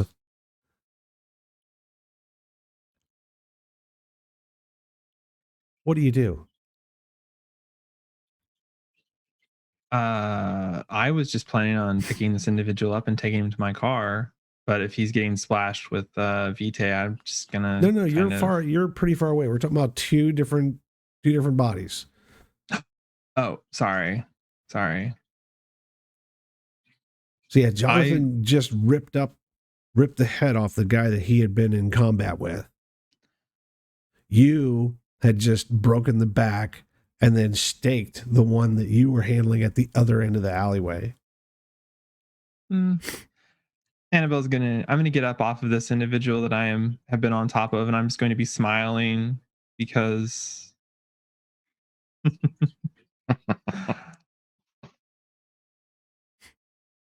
gonna reach down. I want to pick up this guy that's on the ground and kind of sling him over my shoulder. As you do, you can hear and you can tactilely feel on the small of his back as bones grit together. There's a slight grinding sound as you manipulate his body in such a way. You can feel what you did, and it kind of feels good to you. Your beast's like, nice. Yeah. It's one of the few times that your beast agrees with your exact thought. Like you're slightly tapping on him on purpose, keeping a rhythm as you step away from the scene. In my head, I'm just thinking to myself, he shouldn't have been so weak. Jonathan, you throw I'm the gonna. head. Oh, go ahead.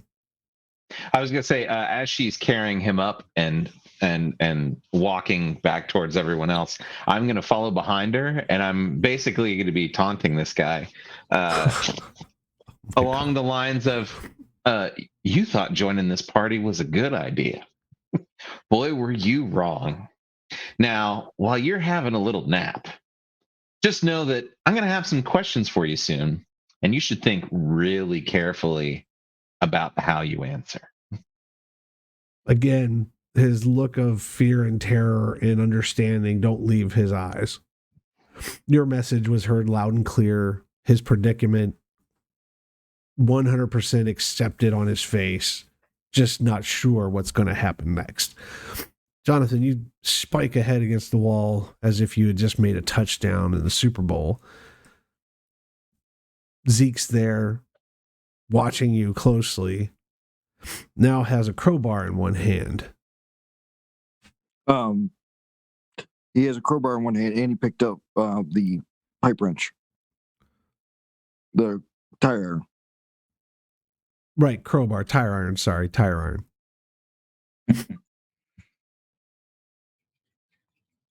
I mean, same thing. I'm gonna yell, "Talon, come out, you you bitch!" It looks like I can. It looks like I can hold on to a little bit more than you thought.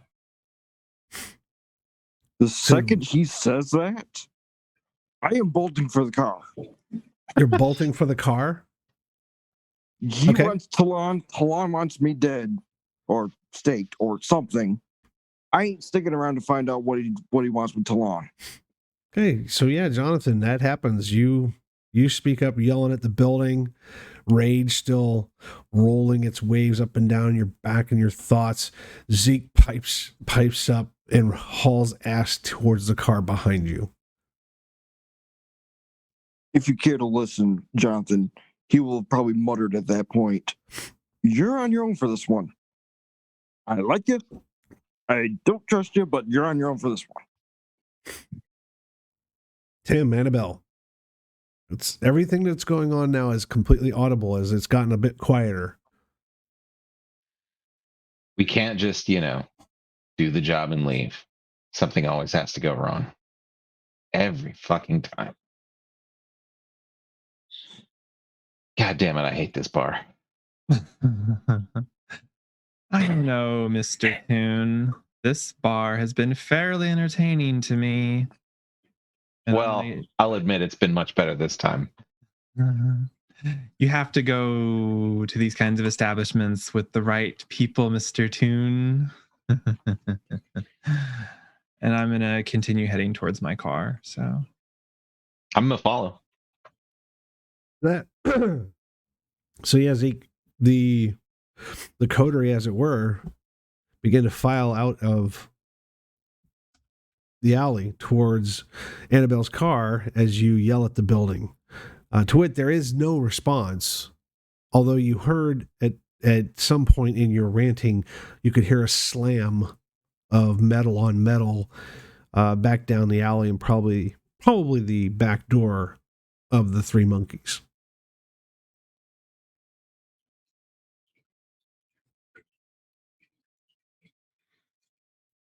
Can we all hear this slam, or is it? Sure. It's pretty loud.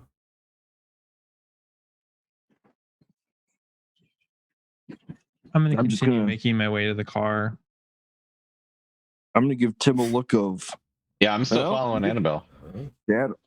Doesn't take you but a couple of paces to get to the car. Are we depositing said baggage? I'm going to open the back door and I'm going to slide this individual into the back row seat, like in the middle, and just kind of prop him up there. So, and then I'm going to close the car door and start heading back towards Mr. Keats. It's my plan anyway. Well, so Tim blinked me, so I am ahead, like between the car and you guys. So you would be passing me. Yeah. Correct. So he's behind us. So she's walking back into the alley toward him. Yes, that's what I'm saying. I'm just going to give Mr. Toon that look of, well, at least nobody died this time.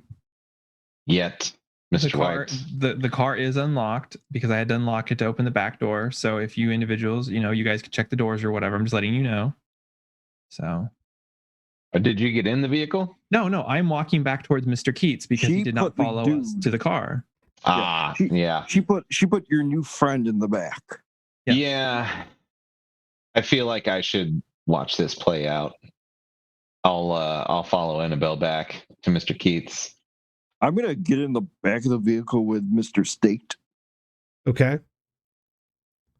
And just smile at him the entire time as he's waiting.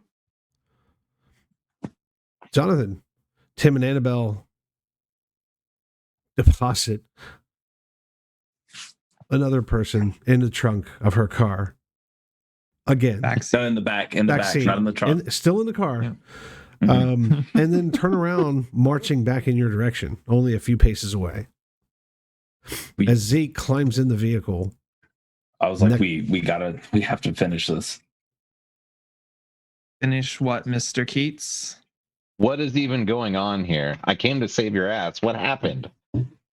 Well, apparently he decided he was going to own a friend of mine, and also that he is the contact for Vicos. That's disturbing. So he is, but not surprising. He is Sabat, probably, and also a harpy, and also we were here, and his henchmen aren't here anymore, so you can kind of lay that blame on us. So I would say we finish the fucking job. We burn this fucking place down. Yeah, you're raising a valid point, Mr. Keats. Thank you. Why don't we... I agree with Mr. Keats, though I don't think burning the establishment down is the most proper course of action. Yeah, that'll get him out of the building. Oh, yes. But we could also go into the building. Or... Mr. Toon, you could go into the front and I can go to the back. Well, I assume that he is going to be coming to me anyways. I made a statement. Mr. Keats, then you can join me in the back. Maybe he will. I don't know. He seems to enjoy the area behind his club. So I will immediately start walking to the back. Annabelle. Yeah, I'm gonna pop up to the front and look in, see if I can see him. It's wide open glass in the front, right? That's correct. You can see in through the main foyer and then into the bar proper and the little restaurants off to the one side, the little restaurant tables off to one side. So do I see him up there? You do not. The lights have been now officially turned out. I'm going to get out of the vehicle when I see Tim approach the front. Okay. I'll approach him.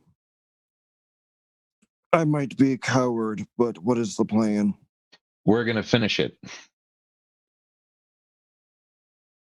As much as this is going to hurt us, Mr. Toon, you have an ally. Let us do this. As he brandishes his crowbar / tire iron. All right. Shall we make an entrance? Let's do it. By all means. So I'm going to head to the front door and open it. And how would you like to do that? It is locked. When you try and push on the door, it does not respond. It is locked. I have a pry bar, right? Well, Zeke does. He has a tire iron. One side of that has a little flat piece on it. Wait a second.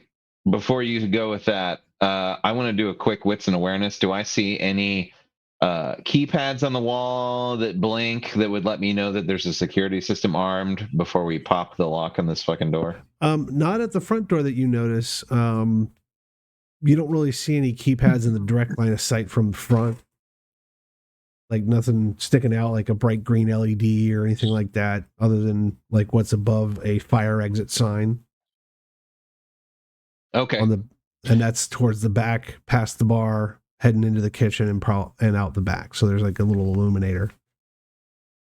All right, hit it, Mr. White.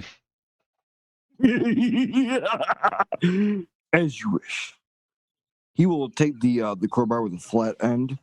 Okay. And jiggle it against the lock itself. Okay. Like on the frame. Sure. Give me a strength and larceny, please. Absolutely.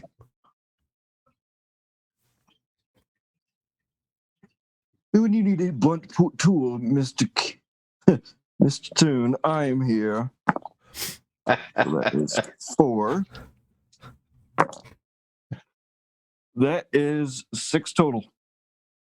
I critted. You critted Right. yourself. Yes. God damn it. Okay. So, yeah, surprisingly, the prophet himself keeps the tire iron, deftly slams it into the door jamb just slightly above where the lock and the tumbler might be, applies a certain body leverage and a slight shoulder, and pops it open as if he lived in South Boston all his life. It was quite the skillful thing. There's a nice little crack and a pop, and the door pops open. Well done, Mr. White. He will crack his neck as if he needed to do it. Hey, Jonathan. I got you. Jonathan, in the back of the building, you notice the door is closed for sure.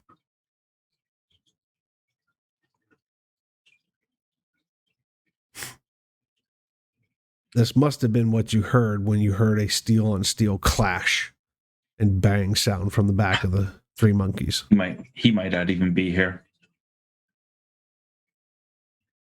Of course, he could have fled when the party started. I was waiting for him, honestly, but decided it was probably better to protect everybody else. I hope I did not give away our advantage. Looking around, are there any cars that I can see back here? Or yours. No. I mean, I'm talking about like in the back. Does it look like there's like any? Because last time we were back here, there was the Suburban. I thought and there was there's a single delivery truck. Okay. Just like one of those plain white bread trucks that's used to deliver food and things like that. It's pretty beat up. Okay. I'll look at that delivery truck just to make sure he's not fucking hiding in it. Roger that. So, give me a wits and awareness, Jonathan.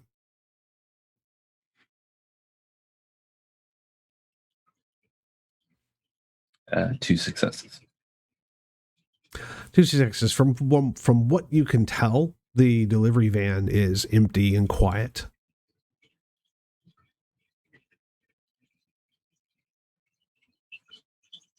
There's the trash bins, the recycle bins that are all in a nice little gated thing behind the three monkeys. I think I don't see him, so I think I'm just going to start shouting and be like, I thought toreadors were supposed to be good at something, proficient, talented. I guess that's not true. Zeke, Tim, Annabelle, all of you hear this, regardless of where you at, as he raises his voice and starts yelling at the building, or at no one in particular. Although we're all pretty sure who it might be. Do we hear any response? You do not. Or any? Not from inside the building. And as you start to fan out, I imagine, somebody checking the dining side, somebody checking behind the bar, and then eventually everybody flowing into the kitchen. Nothing is immediately found, but I will give everybody a roll of wits and awareness once they get in the kitchen. I was going to say I want to try the back door to see if it was unlocked or not. So it is definitely not. Okay. I'm going to open it and activate Silence of Death before heading in. So how would you like to open it? It appears to be locked. Oh, it is locked? Yeah, okay, sorry, my bad. It's not giving in any way, shape, or form. It's a steel door and a steel frame. I gotcha. This knight can piss right off, so I'm going to activate prowess. Okay, please rouse. And just try and like punch my way in. Hey, I got hungrier, so I'm at 5 hunger now. Oh, fuck. Oh, okay. Oh, fuck me. I'm a snack. Annabelle, it's an unfortunate thing as you wrestle with this door. It's frustrating, it's angering, and it's just enough as you attempt to beat yourself through this door, causing yourself a little more hunger as you summon the strength hitting the steel door, leaving a slight impression, flesh and stuff tearing from the knuckles of your hand as you hit it hard enough to collide bone. It doesn't budge. It's enraging. How dare you be defied at this moment? But wait. Isn't that blood? Your beast looks over your shoulder proverbially, locking eyes on Tim. Oh, no, Tim's in the building. I apologize. God, sorry, viewers. I'm breaking such a nice tense scene. Jonathan, you see Jonathan staring in the window of a delivery van as your beast says, nobody's looking. Get him.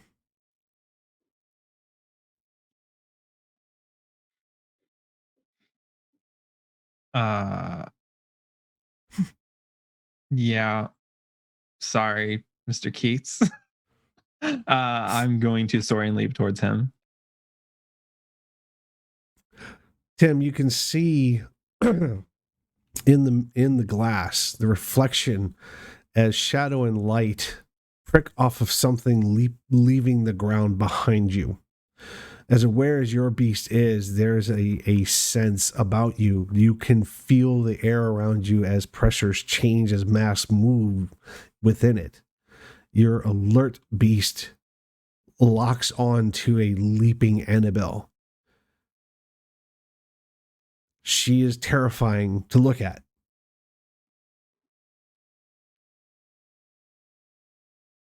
There is a predator in midair flying at you. Your beast absolutely agrees with your gut instinct. This is going to be bad. I should run.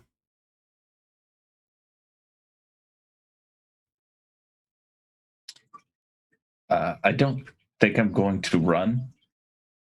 I think I'm going to use the, because I think I'm like, if I run, that's it. You know, like the predator instincts kick in, and I'm gone. I'm going to use this time to like hurry up and try to get in my coat pocket to try to get my lighter out and hit it, like, and hopefully it's really close to their face and they freak out and like fuck off. Okay, the firelight defense. I get it. Zeke and Tim, you're in the building.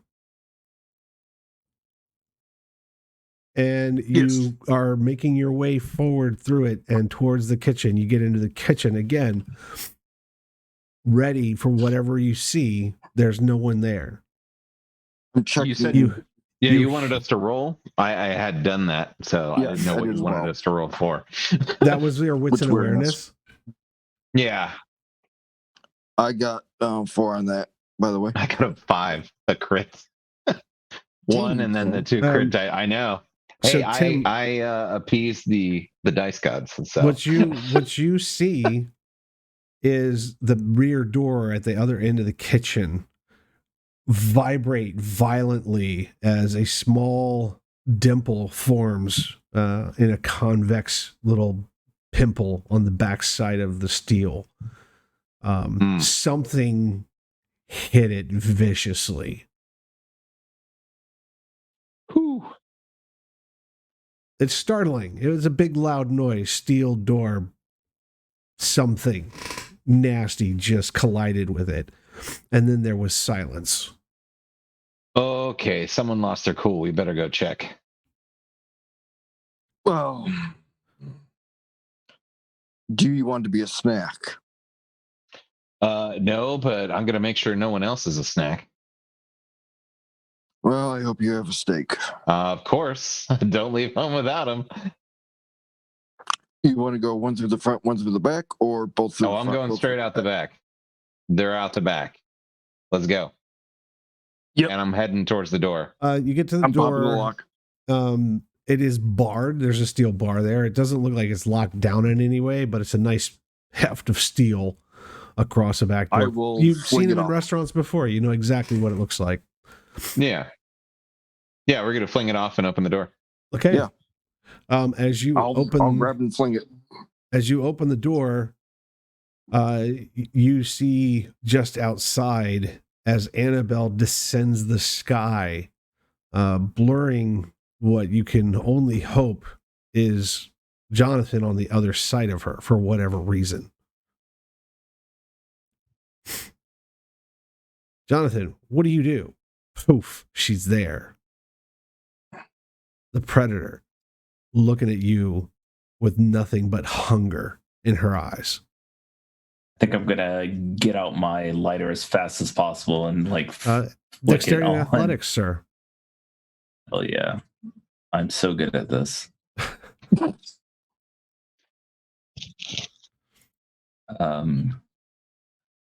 How does a 1 success feel? It doesn't feel real good for you. Annabelle, when you land, what do? Did I land close to him, or am I almost? I don't know how the face. distance was. Oh, I'm right in his face. Soaring leap's a very powerful thing. You guys are in a small alleyway. Yes, okay. That's what I thought. I was just making sure. Not a lot of distance to cover. I want to grab onto his arms. I'm shorter than he is. So I want to kind of just grab onto his arms and just kind of start pulling him into me. Okay, you may roll your strength and brawl. Jonathan, she latches on and pulls.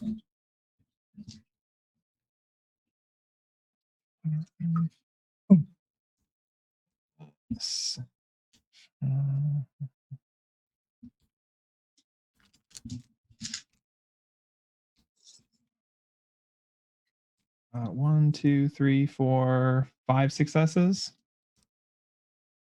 You definitely get a hold of him. There's no doubt, and you yank him forward towards you the few inches, probably with enough power to give him a balance issue. It's vicious. It's sudden. Jonathan, how do you react? I'll give you a dexterity and athletics to not lose your footing. I mean, you're still going to be off your balance. You're going to be on your tippy toes, that kind of, ooh. No successes. No successes. It does not work. No. She drags you, toes dragging on the ground towards her face. Tim, what do as you see Annabelle strike out, grabbing Jonathan and drags him to her? Can't hear you. Sorry. Basically, my intent is to blink over there and check, cross-check her into the wall to kind of distract her from what she's doing so he can get away. And hopefully she has a minute to gain composure. Okay. So you're going to rouse for your blink, please? Yeah.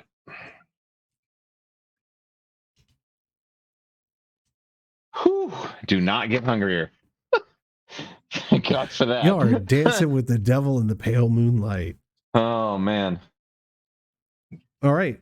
You blink over, body checking her. You get a surprise roll, sir, from your ambush tactic. Ooh, okay. That's your strength and brawl? Your prowess that's running, because you did do that. Mm-hmm.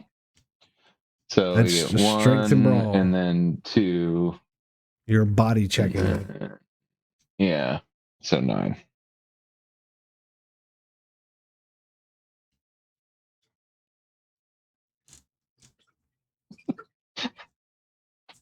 Critical 7. Ooh. God damn it, Tim. I have a big dice pool. It's not my fault. Annabelle, you drag him forward. Is your intent to latch onto him and drink? Yes. I mean, I'm basically just doing what the beast wants, and the beast is screaming for food. So I feel like I'm probably not. I'll give you a strength and brawl. You have a hold of him, so you get a little bit of a bonus there for just already having captured him. Jonathan, her mouth gapes open and she begins to lunge at you. Do you do anything? Yeah, I'm going to just look at her. And I know I'm gone at this point, and I'm just gonna try to maybe to plead with her and just like look dead at her and just be like, don't do this.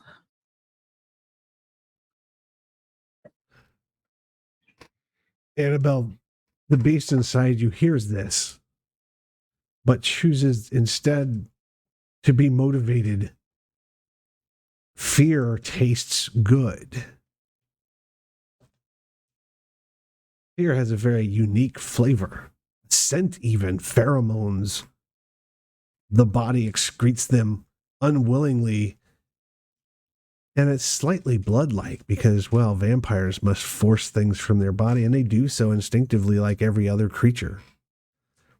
And you know that scent. It's alluring. Strength and brawl, please, Annabelle.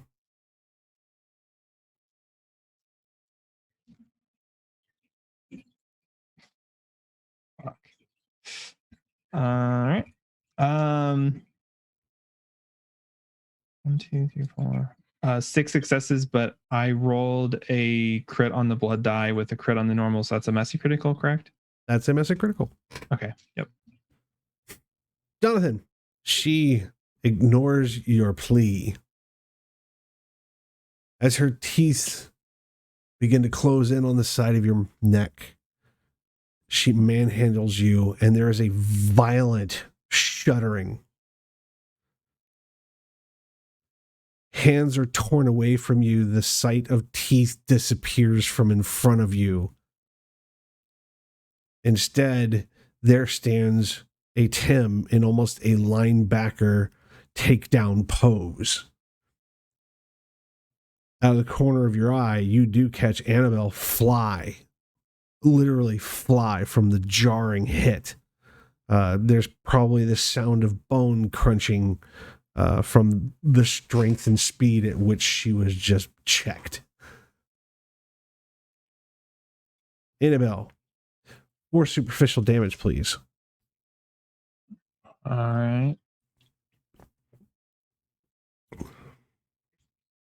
If you two are using prowess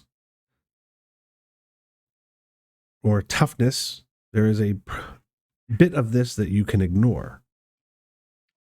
I activated prowess on the roll that put me to hunger 5, so I fucked that up too, because I could have re-rolled that rouse check. Oh well. What do I do to try and mitigate damage? If you had those abilities, you could half them and round down, so you would have 2 instead of 4. And it's automatic, I thought. Yeah, I have prowess going. Yeah, if you're using it, yes, it's automatic. Okay, cool. So 2 superficial, but you fly. You have been jarred. Something vicious. Your beast is pissed. Turns you as you land midair, getting your footing without being thrown. Feeling the crunch of ribs from behind you. Your right side being impacted by what you can only assume was his shoulder as you lock eyes on him. And again, the predator in you is hungry, and there's something worthy of eating. Tim, you body check her, look in the direction she goes. She lands as if a cat falling off a dinner table, steady on her feet, immediately snapping her attention to you, her face darkening, becoming more antagonistic. The predator in her is absolutely visual. It speaks to a very dark primal side of your lizard brain.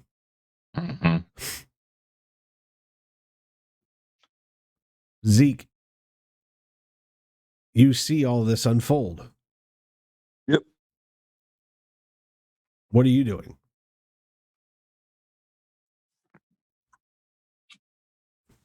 Let's see. So Annabelle went for a trip on the Airline Express. I'm going to back up Mr. Toon, but stand to his kind of like back shoulder.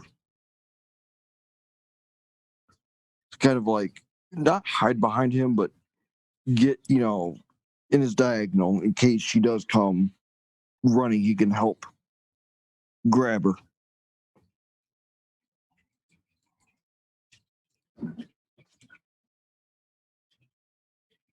But he's got his tire iron at the ready of holding it like a stake with the sharpened end or the flat end. Okay. Jonathan, If what are she you comes doing? and we wrestle,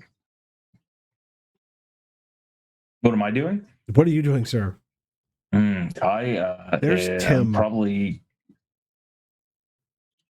going to run for the car.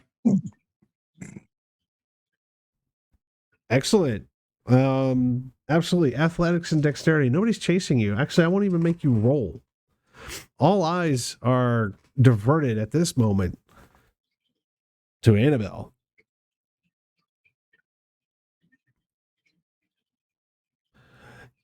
You have a chance to roll a willpower here.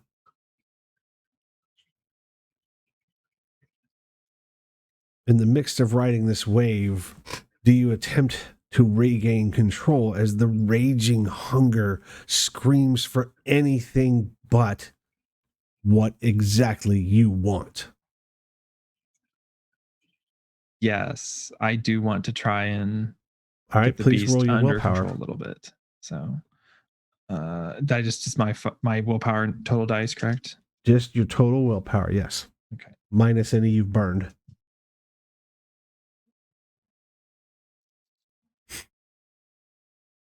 Three successes. 3 successes. Does it feel like you're going to give this up right away? You're still hungry. It's the only thing that you can think of. And here's 2 things threatening you, attacking you. Tim, being the closest to you, immediately has your attention. What do you do? Do I see Mr. Keats booking for it? Wits and awareness, please. Okay. You're pretty one-minded right now. You are railroad tracked, not by me, just by your beast, into getting your hunger taken care of. 5 successes. Wow. Wow. All hunger dice.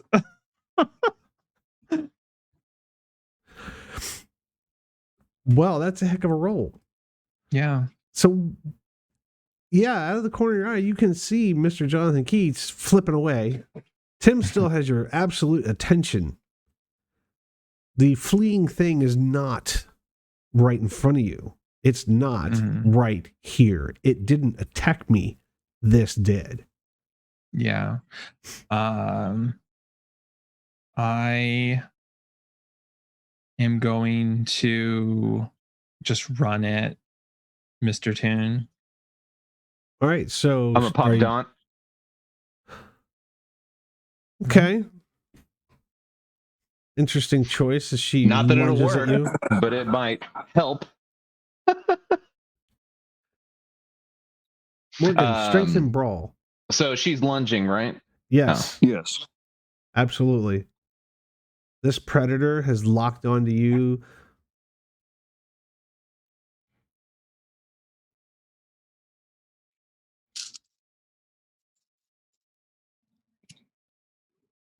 Yeah.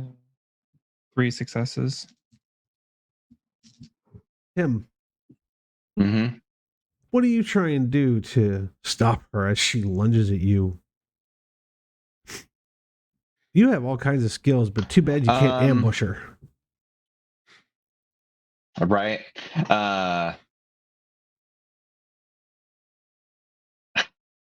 Oh no. So I'm gonna blink.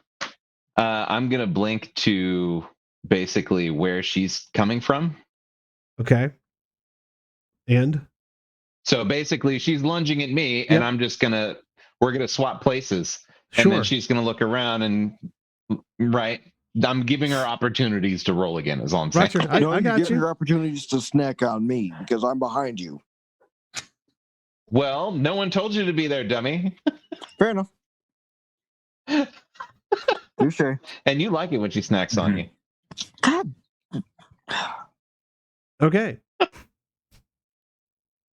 So, Tim, please rouse the blood for your blink. All right. Please don't get hungrier. One success. Oh my God. One success will keep you from gaining hunger in this opportune moment. Yeah, too hungry Tim is not a good time. No. I think too hungry Tim. Annabelle is a bad thing. I think a too hungry any of you is a bad thing, waiting to pop off. That being said, Tim does pop off, vanishes from sight for the blink of an eye, as Annabelle lunges forward viciously, grasping at nothing. Annabelle, dexterity and athletics, please. Throwing the entirety of your strength and weight at something that is no longer there is a difficult thing to do. I don't have any athletics, but I still roll a die, correct? Yes. Correct. And I only have 2 in dexterity. So do I roll the 5 hunger, or do I just roll the number of dice equal to that? You roll the 3 dice, all hunger dice. Sorry, I'm just making sure. I don't want to screw this up. So 3 successes. 3 successes. Nice roll.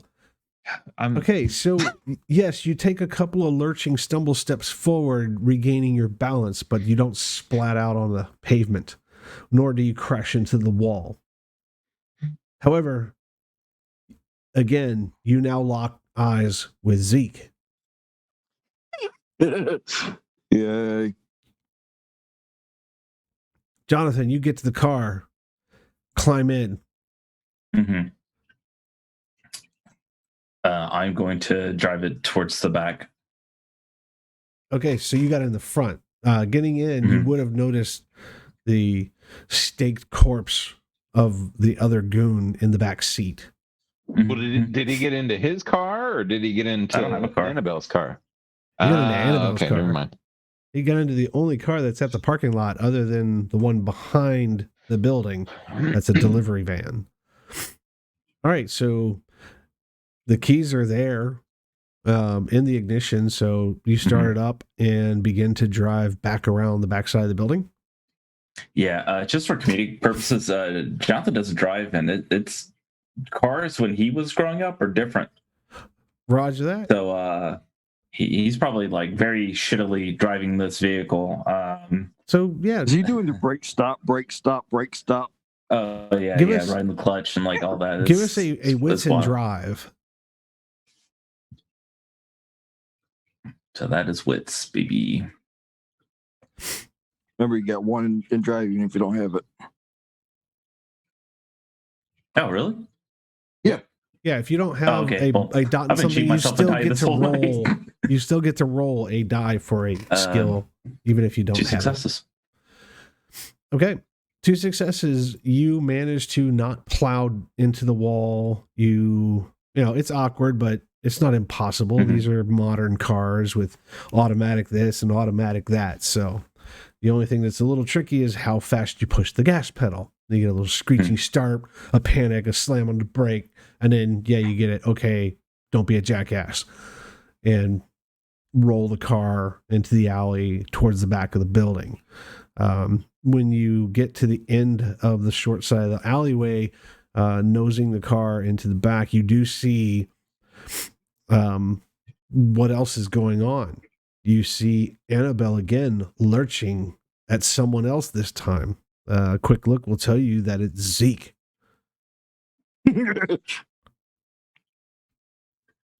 I will hurry up and get out of the vehicle, like put in park, get out of the vehicle, go to the passenger side with the steak dude, and basically like throw him like he is the treat, he is the food. Okay, give me strength and brawl, sir. You still have the effects of your prowess up, so. Oh, hell yeah. There has not been a lot of time that this has taken. This has been a few seconds, a dozen or 3 two at successes. most. It's been what, probably 15 minutes since this all probably went down. 2 successes. 3. You're not going to chuck him out in line of sight like a ping pong trying to knock her out of the air, but you'll get him up enough and throw him a couple of feet from you. Tim, there's a thump from behind you as the sound of a car door closes. You can see exactly what Jonathan just did, lunging into the back seat, pulling the staked kindred out and attempting to throw him in either at Annabelle or at least within her line of sight. You see at the same time, Annabelle lunges towards Zeke. I'm not sure how Zeke would react seeing this predator on the loose. Terrified. Extremely terrified. Sure. Roll wits and Almost composure. like a fight or flight. All right. Cool. That's a unique dice pool. Oh, shit. Drop my dice again. You only need 2. Success. So 2. 2 successes. The fight or flight response does hit you and tells your body to exit stage right. But the bond causes you to hesitate. And of course it does. The pull flips your beast, the bird, in your mind. Of And course it does. tugs your head to one side. Is there a way I can fight that tug? Absolutely you can. You can absolutely roll your willpower. But she's coming. We're not going to do that. So you're not going to get We do anything not else want to do. You can either resist or do No, it's fine. something, but absolutely you should resist. I would. Player Dusty, should I resist this? ST to player. I think you should do whatever you'd like to do, Mr. Ezekiel White. Oh, yeah. All right. Hey, I'm having a little bit of issue with the page loading. So 1 second while I refresh that. Oh, okay. So that is willpower 4. That's straight black, right? Wits and composure? No. That was willpower roll. Wits and No, composure. wits and composure. Oh, which Right, your okay. your fight or flight motion. You said you were trying to, but you're resisting. Yeah. Oh, sorry, that is willpower. My bad. I should pay attention. So My bad. 4 black. Yep, 4 black. 2. So that is 1 crit. So that's automatic 2, 3. That's 4. 4 successes. You fight the urge to just bury your neck. You're still not quite fast enough to get out of the way of No. a soaring, leaping Annabelle in predator mode. Annabelle. Yeah. Strength and brawl. You get kindred brawling expertise. She does.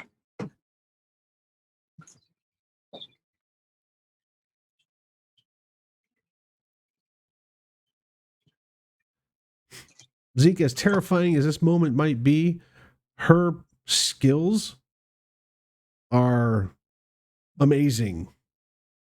Her predator self is absolutely apparent, and you can actually appreciate what's happening. 8 with a messy critical. Oh, Jesus Christ. Most of my dice pool is hunger dice at this point, so Same. Yeah, like 5 of them. Several things happen at once. Tim, what do you do as you see Annabelle colliding with a hesitant Zeke? Yeah, I think now is an opportune moment for an ambush. All right. So are now we that she's blinking distracted. again? Yeah, I think we're going to have to. Okay. Do I have time to yell out help? Absolutely. Oh, Jesus! Team help! Yeah, so I'm going to blink and grapple. So I Please need to roll, rouse, sir. I'm sure. Yep. You need to rouse and make your roll, sir. Oh, 4 hunger. Woo. Not good for Tim either. That's good for Zeke. I'm gonna throw that body out, and it's gonna be a contested diablerie. You know, I hate to do it, but with my hunger being what it is, I can't really afford to fuck around. So we're gonna have to stake her. Okay, well, you can't really say that in what's going on, but yes, I totally would understand if you all attempted to stake Annabelle. That's player to ST. That I'm trying to. I got you. I know what you're attempting to do. I'm working this out for myself. So yeah, that's basically the plan. Blink, ambush. So that's like what, 10 die or something ridiculous. That's like your biggest roll. Oh yeah. Oh my god! I just read the freaking Twitch Jonathan, chat. from your vantage point, you see what occurs with Annabelle being body checked off, suddenly lunging after Zeke and getting a hold of him. You see Tim pulls a stake out of his jacket and tenses up, staring in Annabelle's direction. I'll just be like, well, just eat this fucker and let's go. I'm shouting that to them.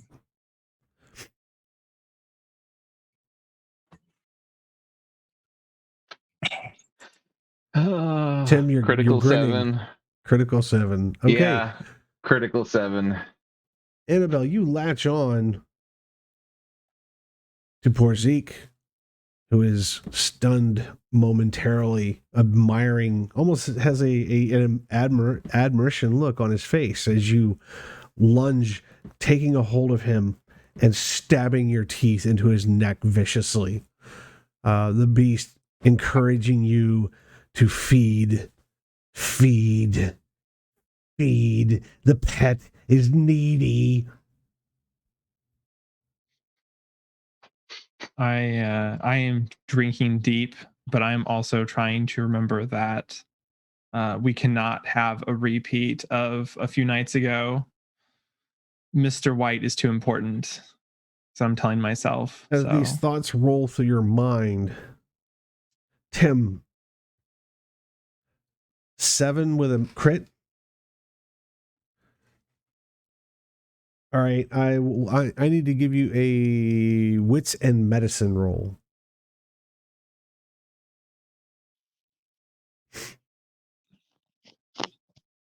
Who's rolling that? Mr. Toon, wits and medicine. You're muted. I didn't realize you meant for me. Yes, sir. Am I still muted now? Nope, we hear you. Oh, there we go. You're good, dude. And okay, so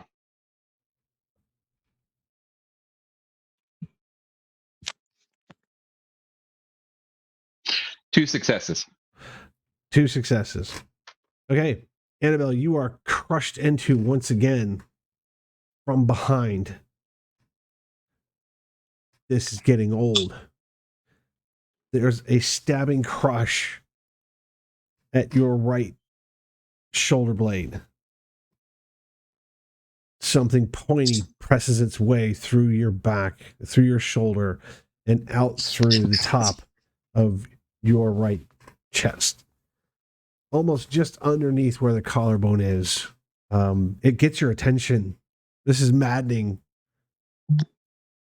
You have a roll for willpower, whatever willpower you haven't spent, as the distraction is just enough for a couple of brain cells to clash together. 2 successes. 2 successes is not going to cut it. Yeah. It's not enough to stop you in what you're doing as you begin to drink from Mr. Ezekiel White. Zeke, there is a crush of motion as you in Annabelle's grasp as she sucks at your neck. The weight of Toon blinking at an impossible speed, lunging into her. You can see a pointy stake thrust through her chest as the three of you tumble from the force of the impact. Jonathan, you yell, "Can't we all just get along? I brought ribs to the barbecue. The hell are you people doing?" What else do you do? As they collide in a mass of blurred motion, little spears of blood fly up in the air, catching the light from some halogen lamp somewhere, just enough that you can see.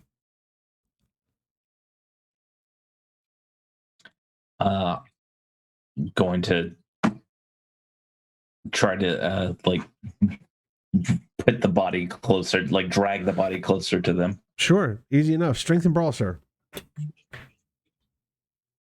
It's not that heavy.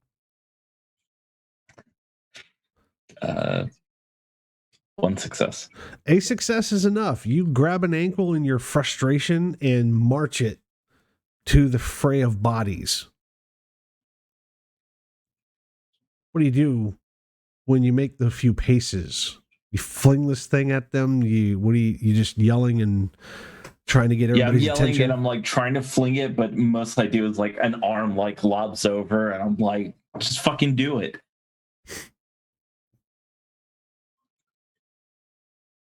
Zeke. Yep. What do you do, sir? I assume we're still tumbling. You said we were all three of us were rolling with. Yeah. And she's latched onto you, sucking the vitae straight from your neck. It is certainly not a love tap. It's not an amorous kiss. It is the bite of a Nosferatu predator in a frenzy. It's terrifying and wonderful at the same time. It's like being at the wrong end of a camera at an African safari shoot. What is... One second, I need to restart my English. Ow. Where is that stake currently protruding through her? Through her right chest, just below the collarbone. Is there a way I could angle it down towards her heart? No, not without yanking it out and staking her again. I mean, I still have that crowbar. I mean, she's got a clutch on you and latched onto your neck. So, what do? I mean, if I had a crowbar, I'd probably be using it. We're going to use the crowbar against her. All right, so that's going to be strength and melee, sir. Strength and melee. I'm going to take a look at my dice pool here. That's 3 dice. There's nothing.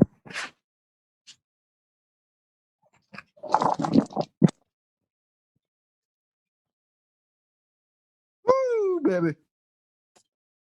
That is 4. Both of those were crits. Okay.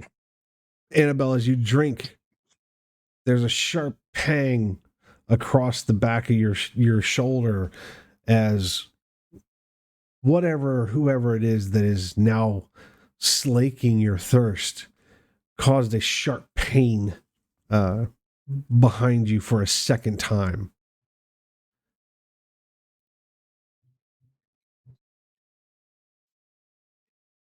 You have successfully taken at least a hunger, if not 2. You have the ability and the wherewithal as that need is satisfied to again try and put the beast in check. Yeah, I'm going to try to Put the beats in check. I will say player to player. If you take 2, I'm at 4. Yeah, I took 2. I rolled 1 success. Okay.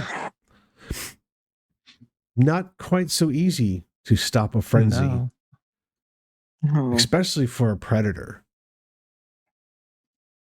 Tim, what do you do? You're right there. There's a voice from behind you. The voice of Jonathan, this lump, lump, lump, as a corpse is chucked into the fray. Can't hear you, sir. Yeah, I'm just gonna look at Mr. Keats and say, basically, we need him. We need Mr. White as well. Yeah, I'm aware of that, but well, we got to do what we got to do. So, shit. If she's not gonna stop, I'm gonna try and stake her again. Another stake? Or are you retrieving the one you've already used? Well, yeah, you've got several, so... I mean, I can just grab another one. Yep, you probably certainly be faster. can. Strength and melee, sir. I've also got Zeke's crowbar handy. Oh, and I have a specialty too, so 3. And at this 7. point, you would get an ambush. Okay. Her attention is completely on what she's doing. The first stake did not dissuade her from her meal. Right. This is a frightening thing. This is a show of bestial power. Ooh, 7 successes. Good Lord have mercy. I have a big dice full. Tim, I'll have you roll the wits and medicine, sir. All right. Mr. Toon, if you're a woman, I'd kiss you.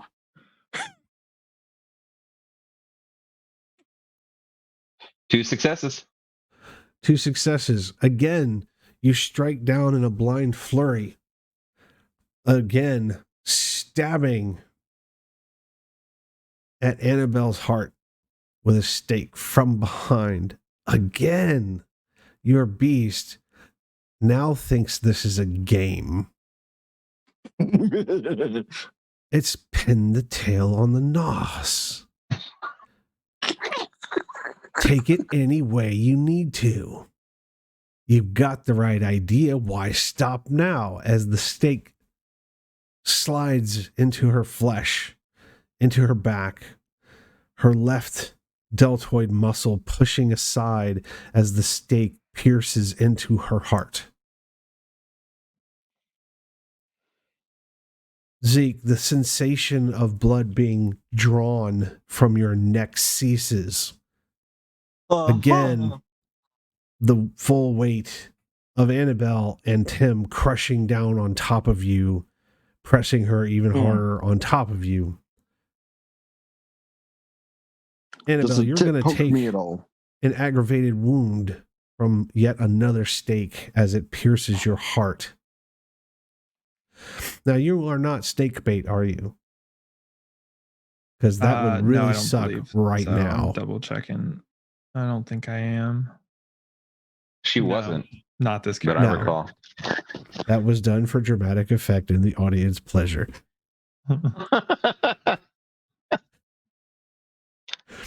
Okay. So she is now staked, yeah? Yeah. So the three of okay. you collapse down as a fourth body is thrown on top of you.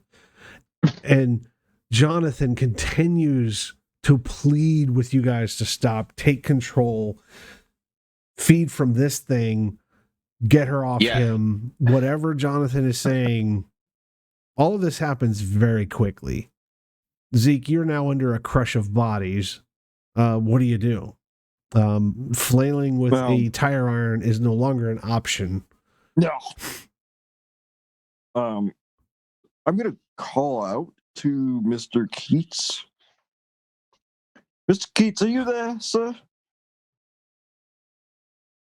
Mind getting rid of a little bit of this weight? Much as I like warm things, it's a little too warm now. I'm gonna get up and pull and basically lift Annabelle with me and pull the stake that did not, the first stake. I'm gonna pull that out and put it away and start carrying her to the car. Okay. So that just happened, Jonathan. Zeke's calling out from the crush of bodies. Tim stands up, manhandles Annabelle to the car, passing you. I'm gonna pick up the body that I took and throw that in the trunk. Jonathan picks up a body. Zeke, you can catch this as no longer weight is oppressing you into the dirt. As Tim disappears with Annabelle over one shoulder, throwing her in the car, Jonathan taking up the corpse that he had brought over for the sole purpose of ending this little moment. I'll grab the corpse. Dismissively turning and dragging it. Now, if you stop him, that's fine. You can grab the corpse. That's absolutely fine. I'm going to help him. Okay. Take that to the trunk. He gets up off the ground quickly, Brushes takes himself off. the arms as you drag him by the legs, helps you carry it to the car. Into the trunk it goes. What do you do with Annabelle?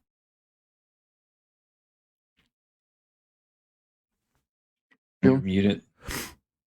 I'm gonna put her in the back seat. And while we're talking there, I'm basically going to apologize and be like, look, I didn't want to have to do this.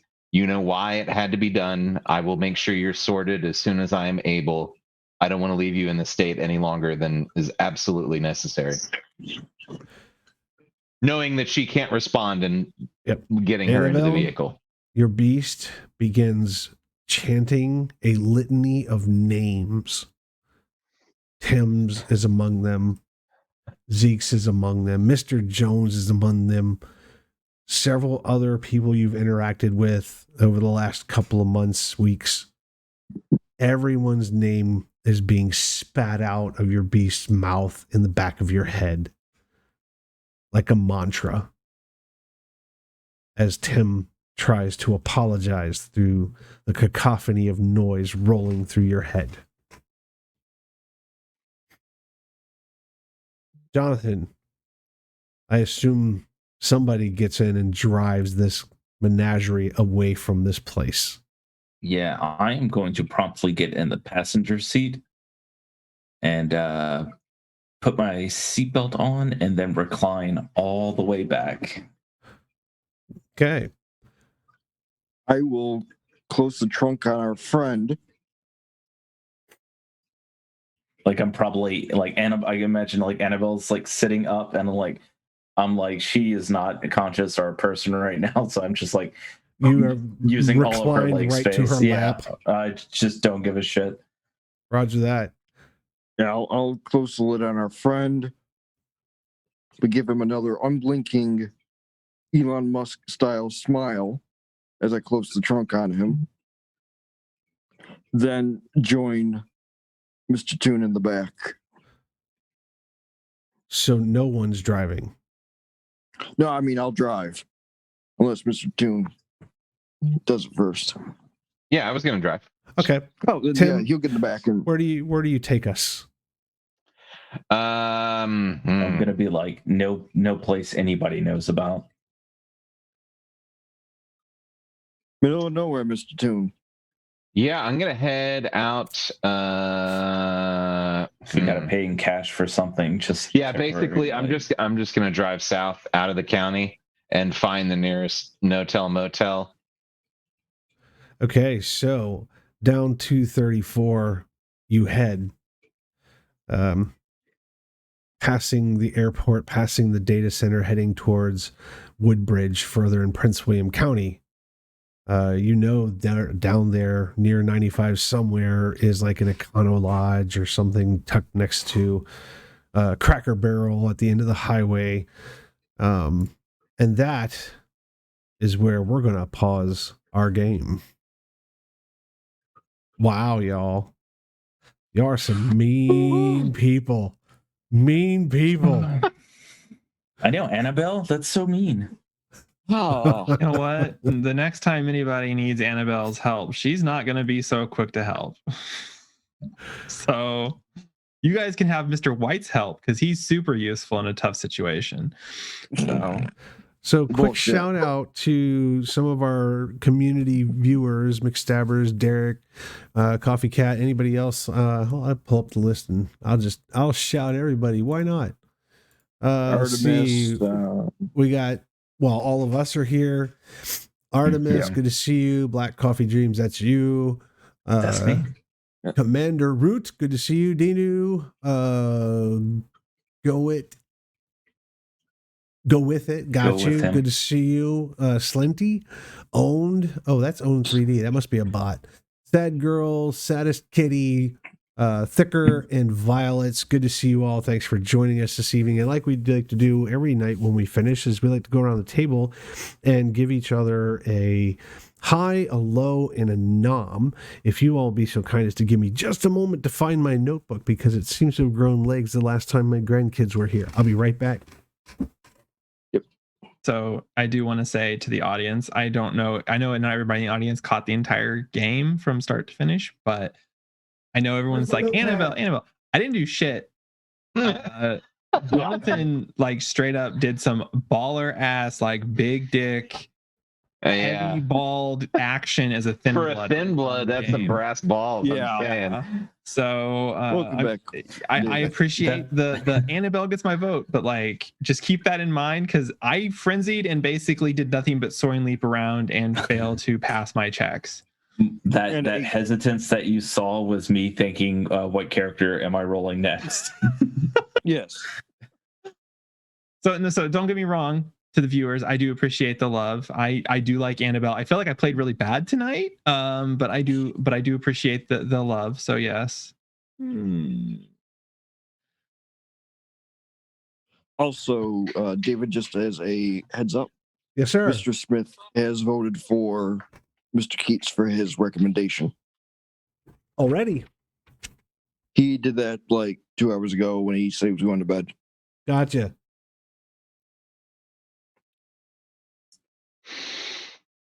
Tim, kick us off.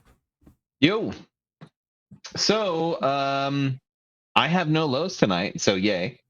Yay. I have to say, among my highs, definitely was Jonathan churching up Maurice.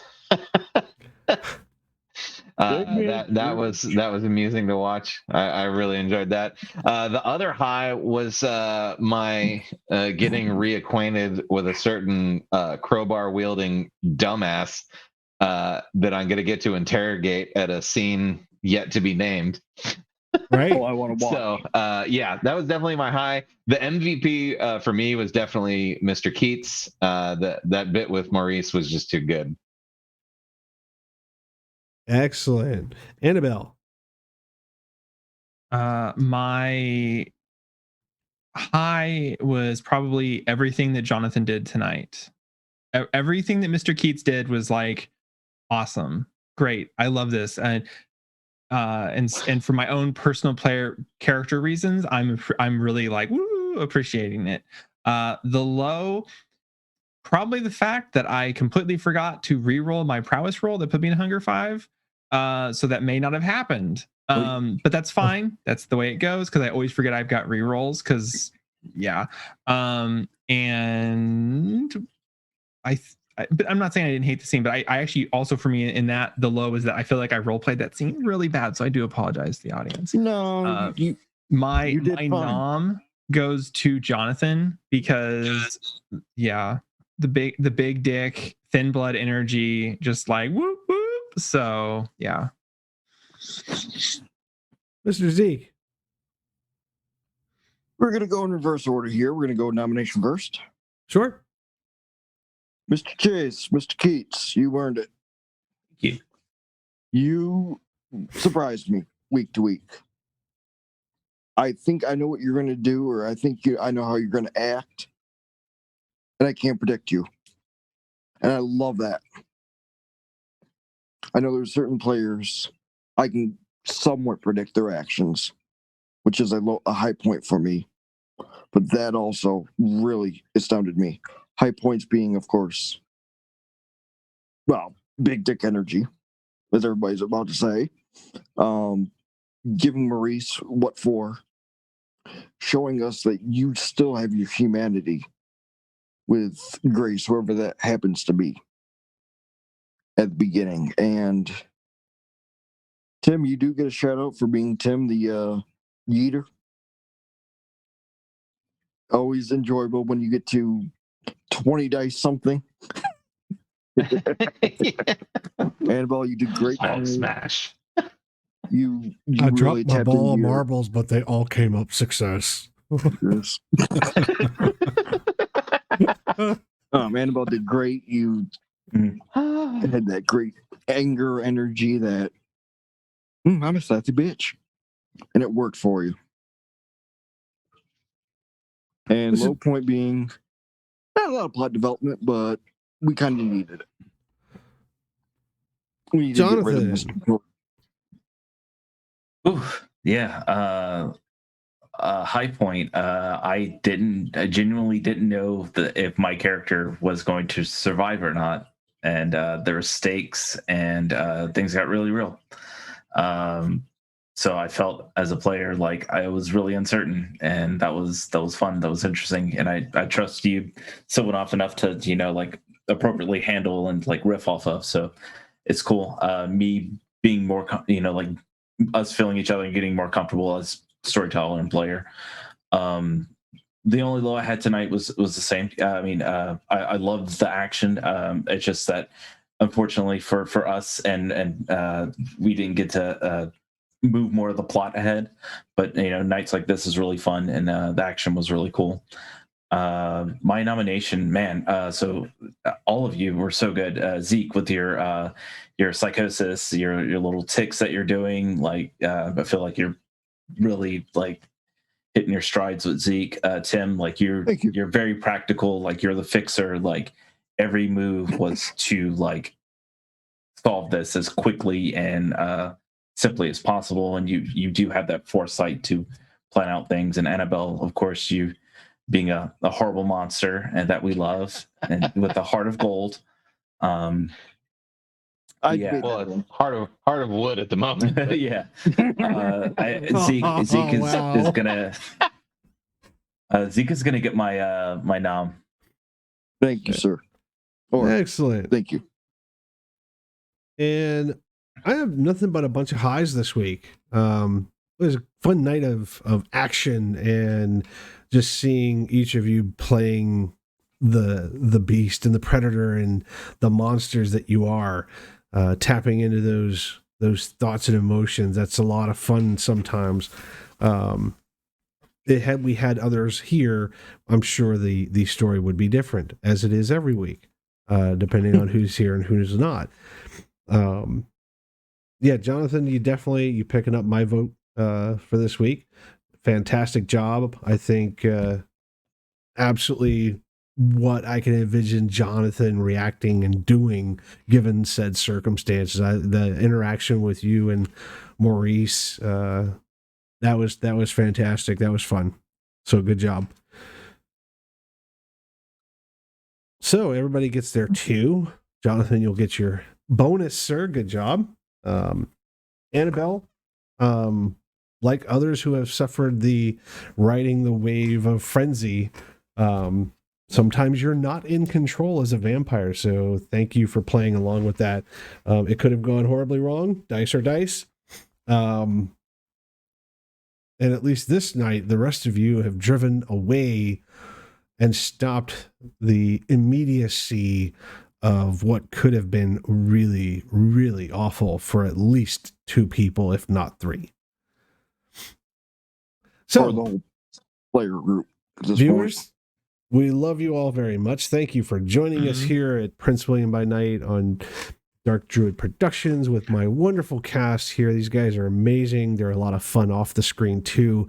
Feel free to join us up on our Discord chat in the McStabber Studios community Discord, as well as we will post a link for Zoom chat where you can join us for after stream chat here in just a couple of minutes. thank you all once again. Players, I love each and every one of you. You're amazing.